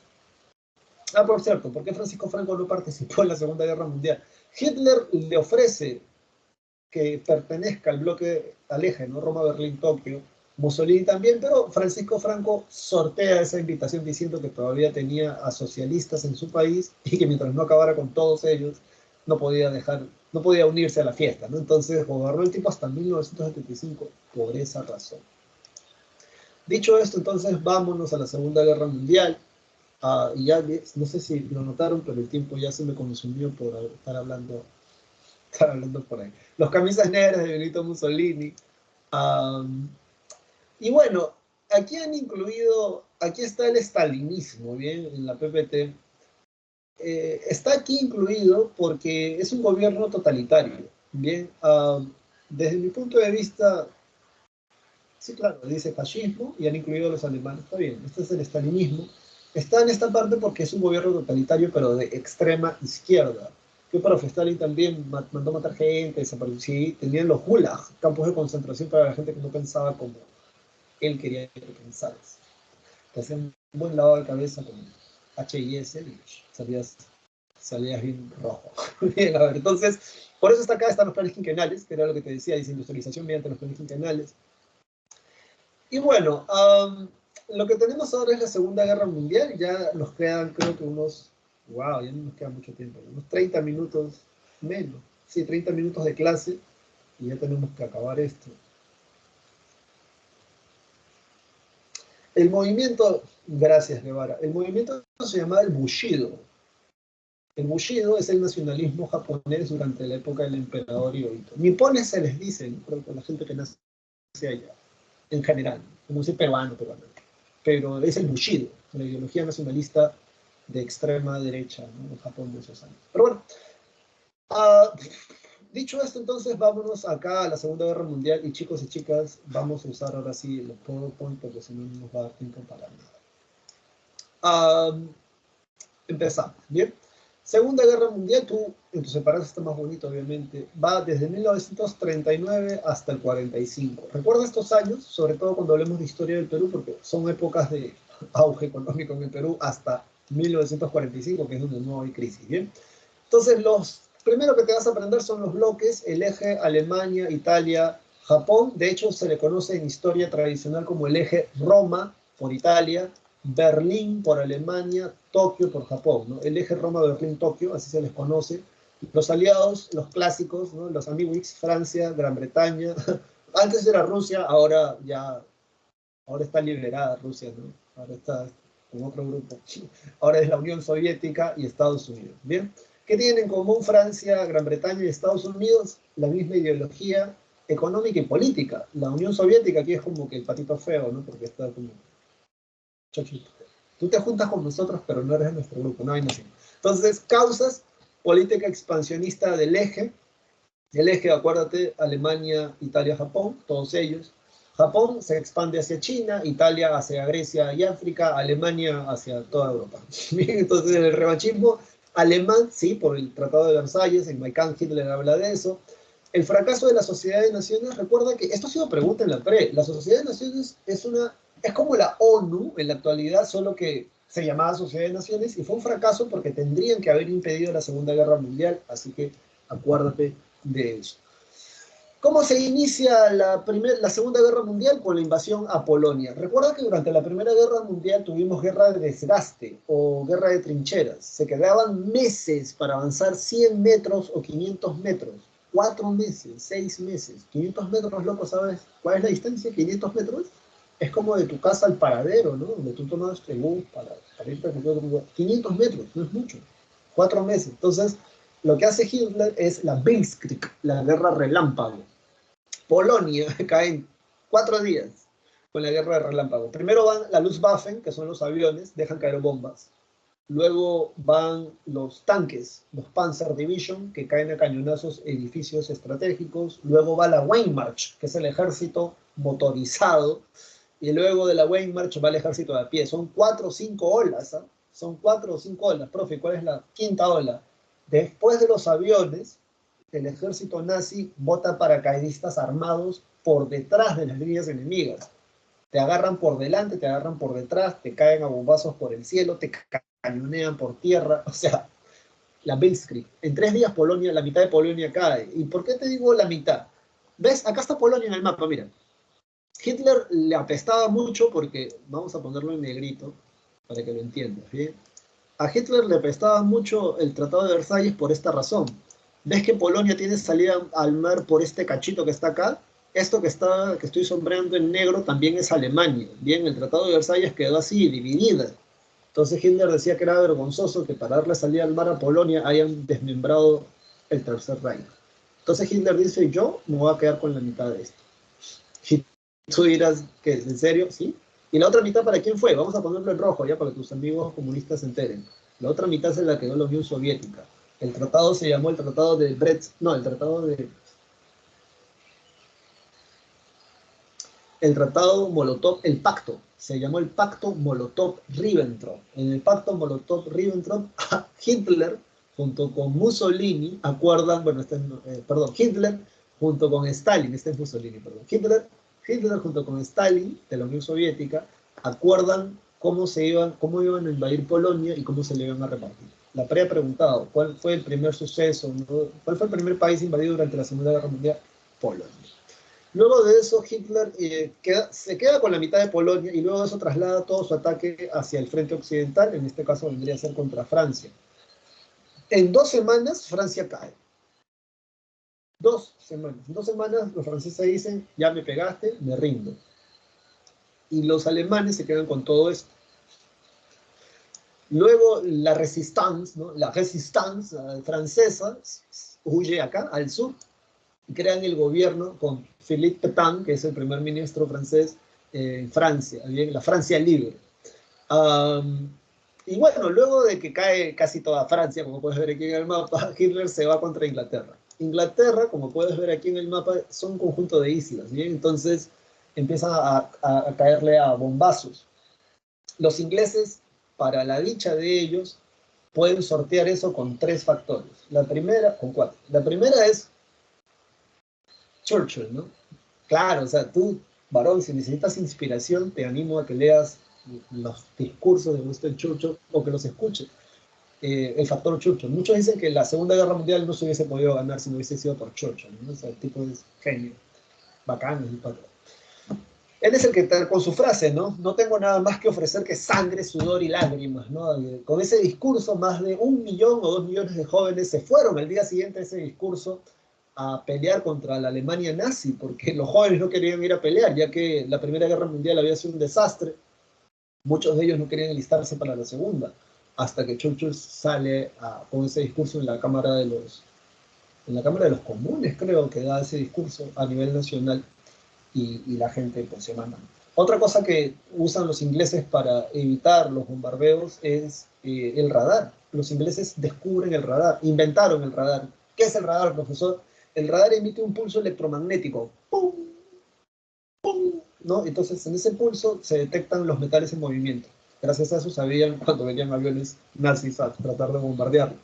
La otra es que descifran el código Enigma, que era el código secreto de los alemanes nazi. Aquí hay varias historias, ¿no? Pero el chisme histórico dice que, ¿has visto los teléfonos que tienen, en la parte de acá, tienen un símbolo que es una manzanita? El rumor dice que el símbolo de esa manzana, que además está mordida, es un guiño, ¿no? O la tienen en honor al tipo que construye la primera computadora. Algunas veces has escuchado hablar de que las primeras computadoras eran del tamaño de una habitación. Bueno, ese tipo se llama Alan Turing, que era un criptógrafo que junto con otro equipo de criptógrafos crean lo que vendría a ser la primera computadora, y gracias a eso se puede descifrar el código de los alemanes en la Segunda Guerra Mundial. Te animo a revisar información sobre eso, es muy interesante, de hecho, la vida sobre todo de Alan Turing después, porque, bueno, no hay tiempo para más. Luego de esto también usan magia, aunque tú no lo creas, Inglaterra usa magia. Te animo a ver a Jasper, ¿no? Que es el mago de la Segunda Guerra Mundial, que trabaja para los ingleses, alucinante. Y bueno, producto de estas cosas, entonces, le empiezan el bombardeo a Inglaterra en 1940, y Hitler, con el plan Barbarroja, rompe el pacto Molotov-Ribbentrop. Invade o trata de invadir Stalingrado, y es ahí donde le va a ir bastante mal. Bien, entonces luego tenemos el ataque de Japón. Japón dice ataque a la base aeronaval de Pearl Harbor. Si te preguntas por qué Japón ataca Pearl Harbor, 12 de diciembre, es porque en Pearl Harbor Estados Unidos tenía sus portaaviones y sus buques de guerra. Era como el garage, no era un garage, era como el puerto donde los Estados Unidos tenían sus barcos de guerra. Entonces Japón ataca a ese puerto justamente para impedir que Estados Unidos salga con toda su flota. Y sin embargo, 2 portaaviones no estaban en Pearl Harbor. Esos portaaviones estaban en el Pacífico Sur, o sea, como Colombia, Ecuador, Perú, Chile, por estas aguas. Y con esos 2 portaaviones, luego al día siguiente del ataque, el general Mitsuro Fushida es el que dirige este ataque a Estados Unidos. Al día siguiente del ataque le declara la guerra a Japón. Bien. Luego en la ofensiva, o sea, el ataque de los aliados, debes de recordar que el general Douglas MacArthur en la batalla de Midway detiene el avance de los japoneses en las islas del Pacífico. Y en la batalla de Stalingrado les va a ir bastante mal al ejército nazi. El ejército rojo agarra y inician el contraataque. Se van a quedar mucho tiempo en Stalingrado. Aquí aplicaron la Blitzkrieg los nazis bastante mal, la van a aplicar. Van a demorarse 3 años, porque la invasión en Stalingrado inicia en 1941 y termina en 1943. La Blitzkrieg mal aplicada. Mire, Polonia cae en 3 días, Francia en 2 semanas, Stalingrado 3 años, o sea, no lo terminó. Bueno, luego de esto, lo que tenemos es la fase final, y recuerda por favor, la operación militar en conjunto más grande celebrada por la humanidad es el día D, la operación Overlord, traducido Operación Dios Todopoderoso, el 6 del 44. Ellos querían llegar por acá, mira, acá, por el mar del norte, bien, por esta zona de aquí. Ahora, ¿qué cosa sucede? ¿Ves esta foto de acá? Aquí está Churchill, Roosevelt y Stalin. Esta foto se le conoce como los padres de la Guerra Fría. ¿Qué es la Guerra Fría? Es el enfrentamiento de estos, Estados Unidos, contra estos. Bien, estos son de izquierda, ya sabes, comunismo, socialismo, todo es de todos, no hay propiedad privada, ni siquiera tu esposa o tu esposo. En cambio aquí, estos son de derecha, ¿bien? Acuérdate, Coca-Cola, Kentucky, McDonald's, ¿no? KFC, ¿no? No sé, los grupos musicales que vengan de allá, etc. ¿no? Entonces, en esta conferencia, que es en Yalta, Ucrania, ellos van a decidir cuál va a ser el ataque final contra Alemania, que ya venía perdiendo. Ahora, por favor, ponte a pensar esto en términos de quién es el chico o la chica más popular, ¿no? A nivel mundial, ¿qué país es el país que se va a presentar al mundo, por eso digo a nivel mundial, como aquel país que derrotó a los alemanes en la Segunda Guerra Mundial? ¿No? Entonces, yo me imagino la escena, ¿no? Stalin mira a Roosevelt, ¿verdad? Y él dice, pues, ¿no? Comunista, socialista, izquierda, marxista, leninista. Roosevelt, obviamente, ¿no?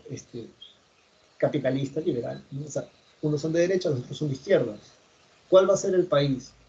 ¿El país de izquierda o el país de derecha que va a adjudicarse haber liberado, ¿no? Al mundo de la amenaza de la Alemania nazi? E inicia una carrera sin haberla anunciado. Por un lado, los soviéticos tratan de llegar a Berlín por tierra y por mar, con la operación Dios Todopoderoso, 19 países van a participar. Hay 2 peruanos en el desembarco a Normandía, no sé si has visto Rescatado al Soldado Ryan, pero ahí básicamente hablan de justamente cómo entran ellos. Y los primeros en llegar, por cierto, a Berlín por tierra son los soviéticos, por avión son los estadounidenses. En estas conferencias, entonces las de Yalta y la de Potsdam, se va a determinar también, por ejemplo, en la conferencia de Potsdam ya no es Roosevelt el presidente de los Estados Unidos, sino es Truman, y Truman es el que decide bombardear Japón con las bombas atómicas. ¿Por qué lo va a hacer? Porque en Berlín ya estaban los soviéticos, y los soviéticos eran aliados en la Segunda Guerra Mundial. Originalmente las bombas atómicas estaban pensadas lanzarlas en Berlín, pero como ya los soviéticos habían llegado, luego se lanzan en Japón. ¿Y por qué se lanzan en Japón a pesar de que los japoneses ya prácticamente habían declarado la rendición? Porque la Unión Soviética estaba, por así decirlo, 2 pasos de aceptar la rendición de Japón. Lo que Estados Unidos parece ser que quería era que Japón se rinda, pero para el bloque estadounidense, porque ya vamos a hablar de la Guerra Fría, que básicamente es el conflicto indirecto entre estos 2 países, ¿no? Por traer además más seguidores a sus bloques. Consecuencias te las aprendes de memoria, de hecho en tu separata las consecuencias están más chéveres, así que los juicios de Nuremberg contra los crímenes por derechos humanos, tanto de los nazis como de los japoneses que trabajaban para el gobierno de estos países en esos años, van a colgarlos algunos, van a matarlos algunos, a otros no. Se establece la ONU también, que sirve en teoría para impedir una guerra, lo sabes, en adelante. Para ser miembro de la ONU, por cierto, tenías que haberle declarado la guerra al eje. Perú le declara la guerra a Alemania faltando 2 meses para que se termine la Segunda Guerra Mundial. Bueno, dicho esto, entonces ahora tenemos lo que se conoce como la Guerra Fría. ¿Qué es la Guerra Fría? Dice, es el conflicto, la confrontación geopolítico. Geopolítico significa no solamente controlar la política de este país, sino su influencia de los países alrededor, ¿no? Porque tiene que ver con geografía, ¿no? Geopolítica, a eso se refiere.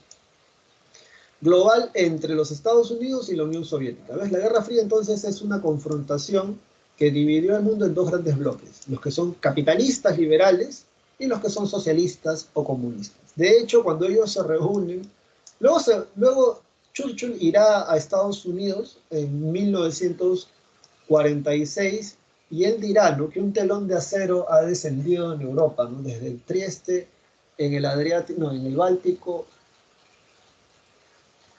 no, desde el Edstein en el Báltico hasta el Trieste en el Adriático, ¿no?, que es el mar que está aquí, hasta el Adriático, hasta el mar Adriático que está acá. Bien, entonces, un telón de acero. Y con esa frase, dicen los historiadores, con esa frase se daría inicio a lo que es la Guerra Fría, que es este versus indirecto. La palabra clave para definir la Guerra Fría es esa, es una confrontación indirecta, porque nunca, escúchame bien, Estados Unidos y la Unión Soviética se van a pelear de manera directa. Siempre se van a pelear a través de otras cosas. Deporte, la carrera espacial, otros países también se van a pelear a través de otros países. La única vez donde casi se van a una guerra directa es en la crisis de los misiles, y ahí paramos de hablar. Bien, pucha, ya se nos acabó la clase. Son las 9:40, no puede ser, ya se nos acabó la clase. A ver, entonces vamos más rápido. Características: antagonismo ideológico, unos son liberales, otros son comunistas.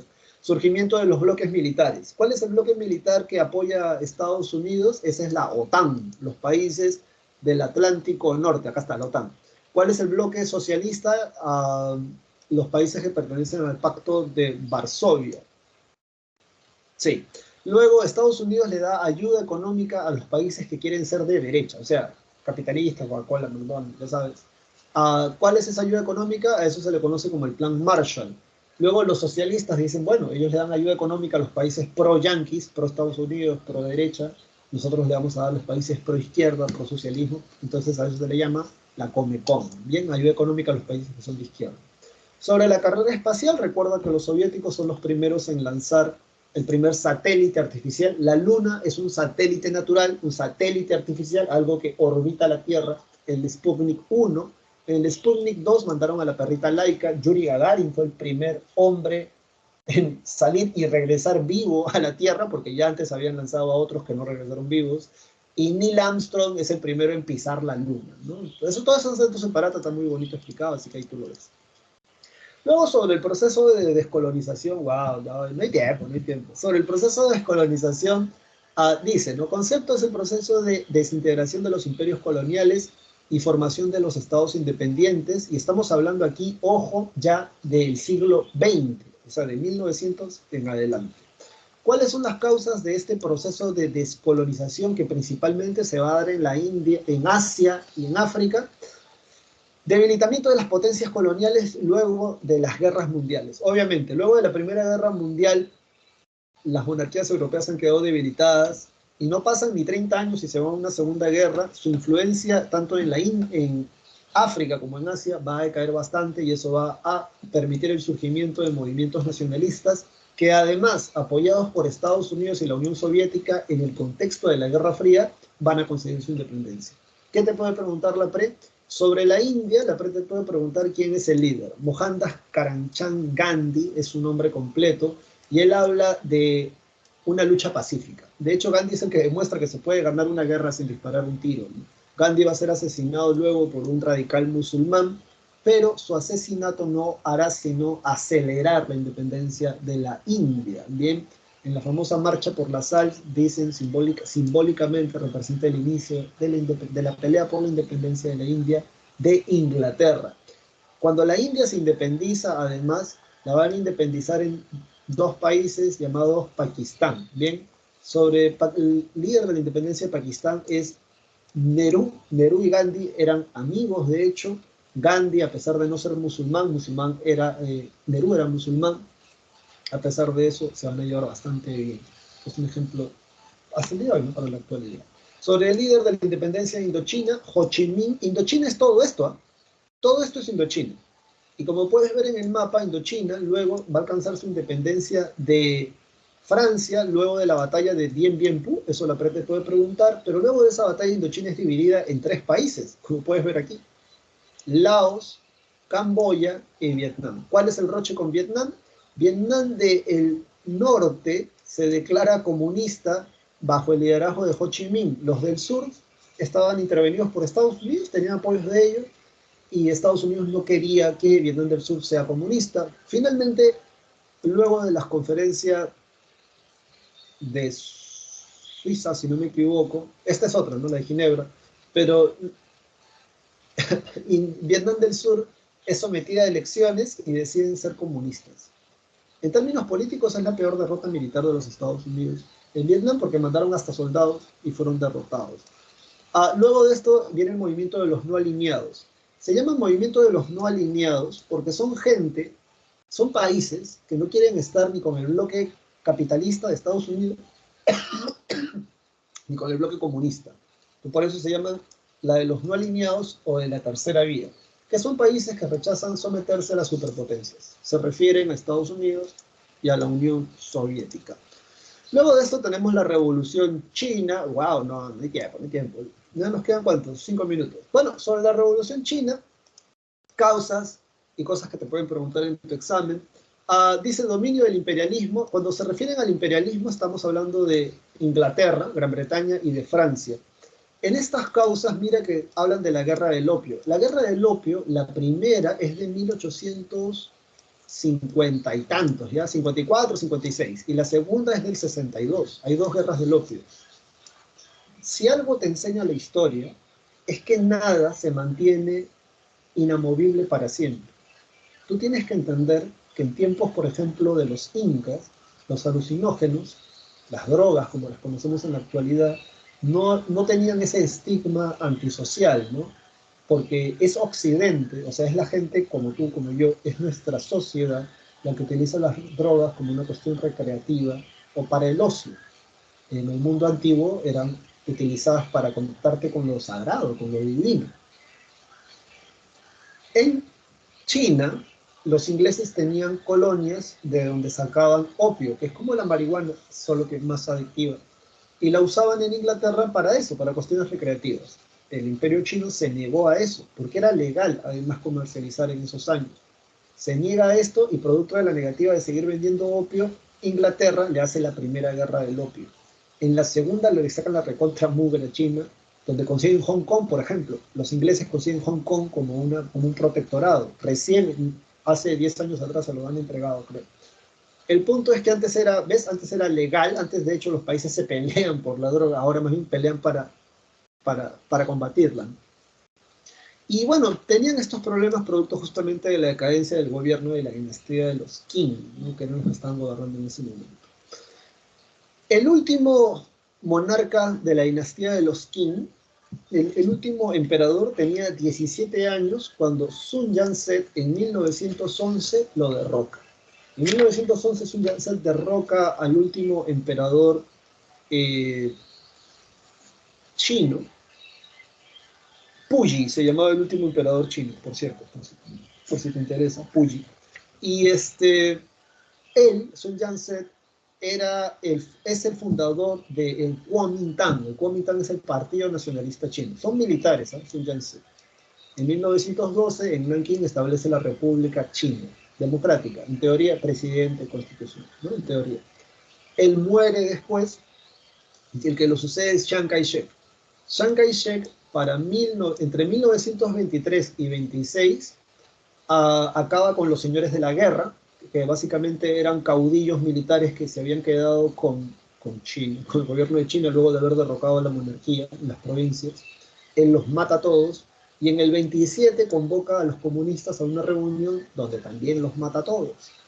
Mao Zedong huye, no estaba en esa reunión, él es comunista, y Mao Zedong huye a la ciudad de Shanxi. En esa ciudad, Mao aplica sus ideas comunistas, le va bastante bien, y Chiang Kai-shek, al enterarse de que se estaban reproduciendo los comunistas en este pueblo de Shanxi, bajo el liderazgo de Mao, manda al ejército a matarlos.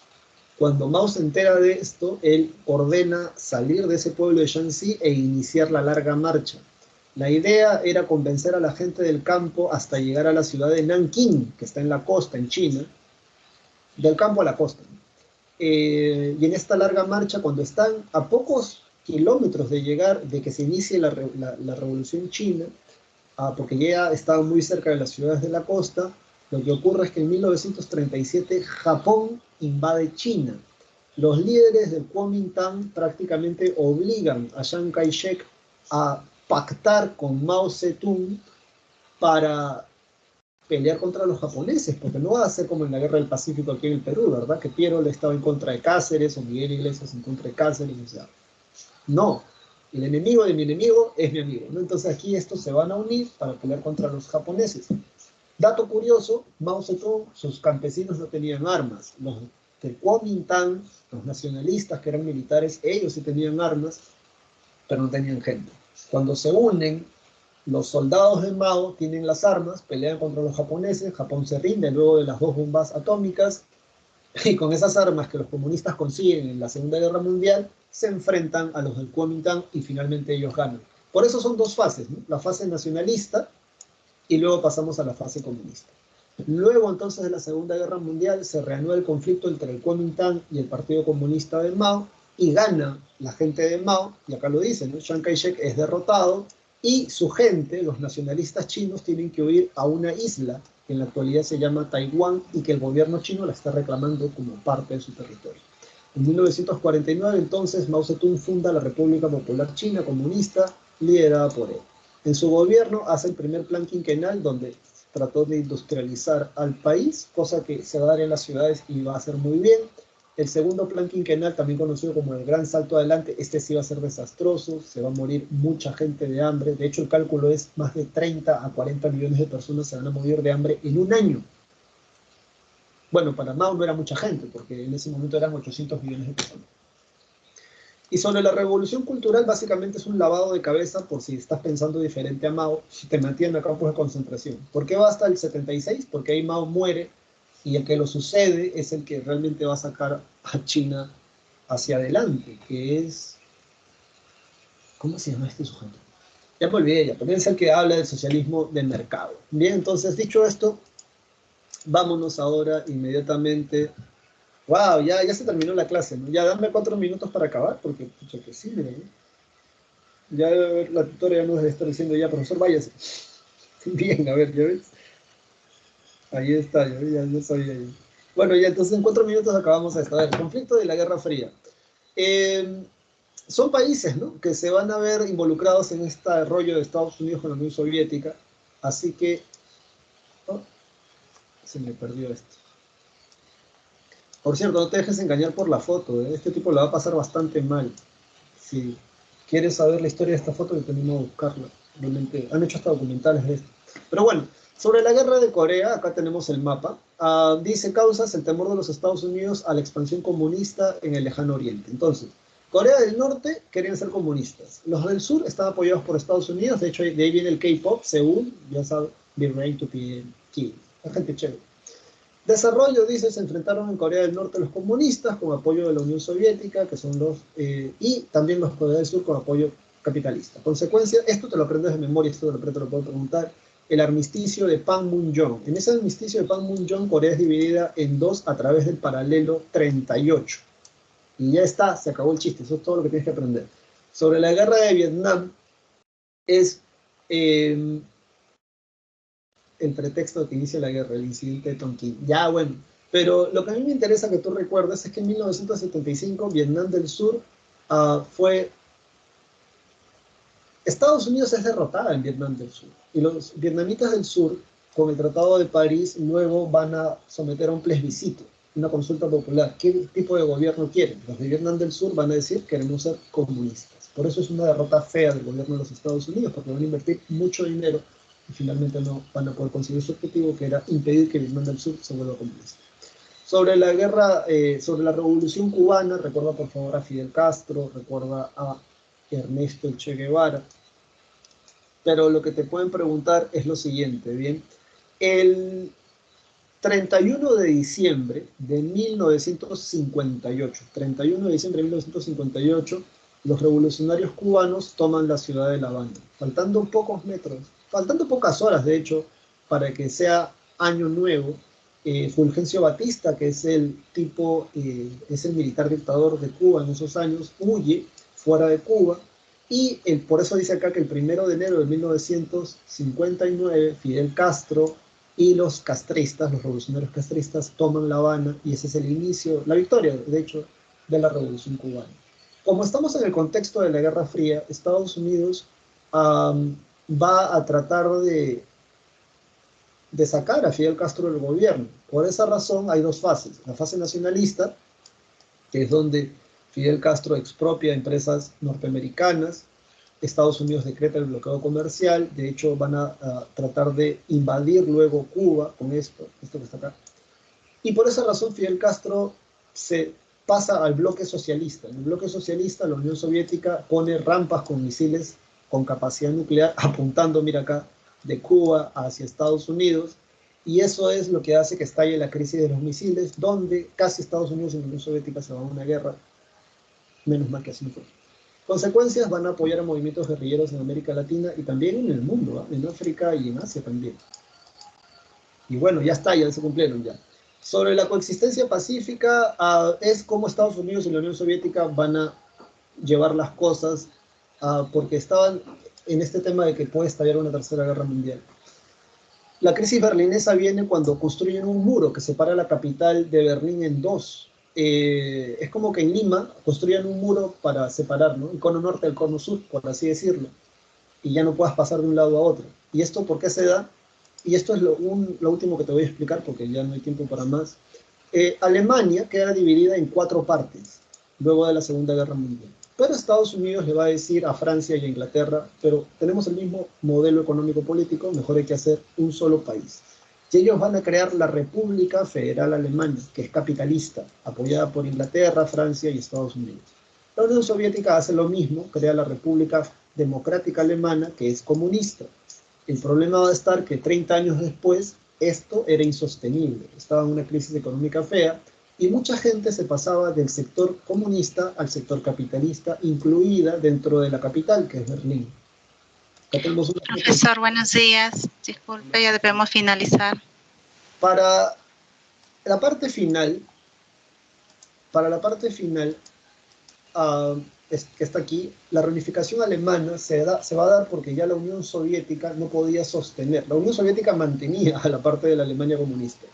Gorbachev, que es el último secretario general de la Unión Soviética, porque después de él se va a desintegrar, ya no va a existir, para tratar de sacar a la Unión Soviética adelante, porque ya estaba corrupción, movimientos nacionalistas en la Unión Soviética, da el plan conocido como la perestroika, que es permitir que hayan proyectos de empresas privadas, proyecto neoliberal, dice acá, ¿no? En la Unión Soviética, con lo cual ya no serían socialistas, y también la Glasnost, que es libertad de prensa y respeto a los derechos humanos, con lo cual se destaparon varios escándalos de corrupción.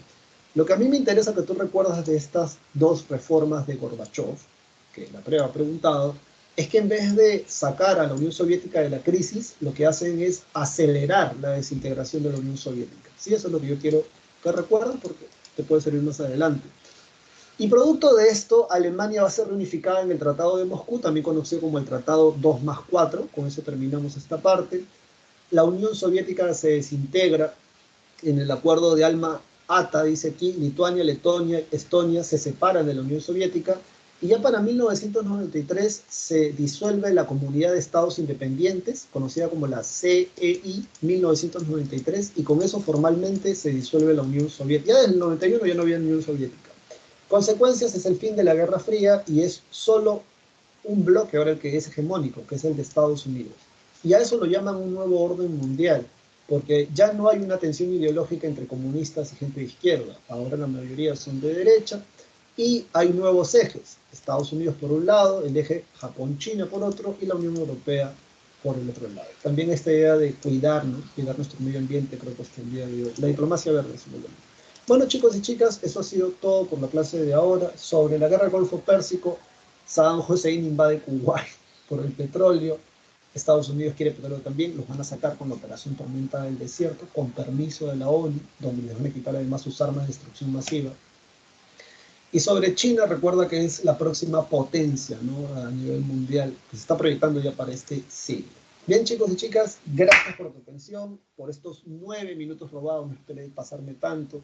Ya te pongo las claves en el chat y conmigo será hasta la próxima oportunidad. Bien, cuídense mucho, sigan estudiando, espero verlos aquí la próxima semana. Las claves te las pongo en el chat. Chao, chao.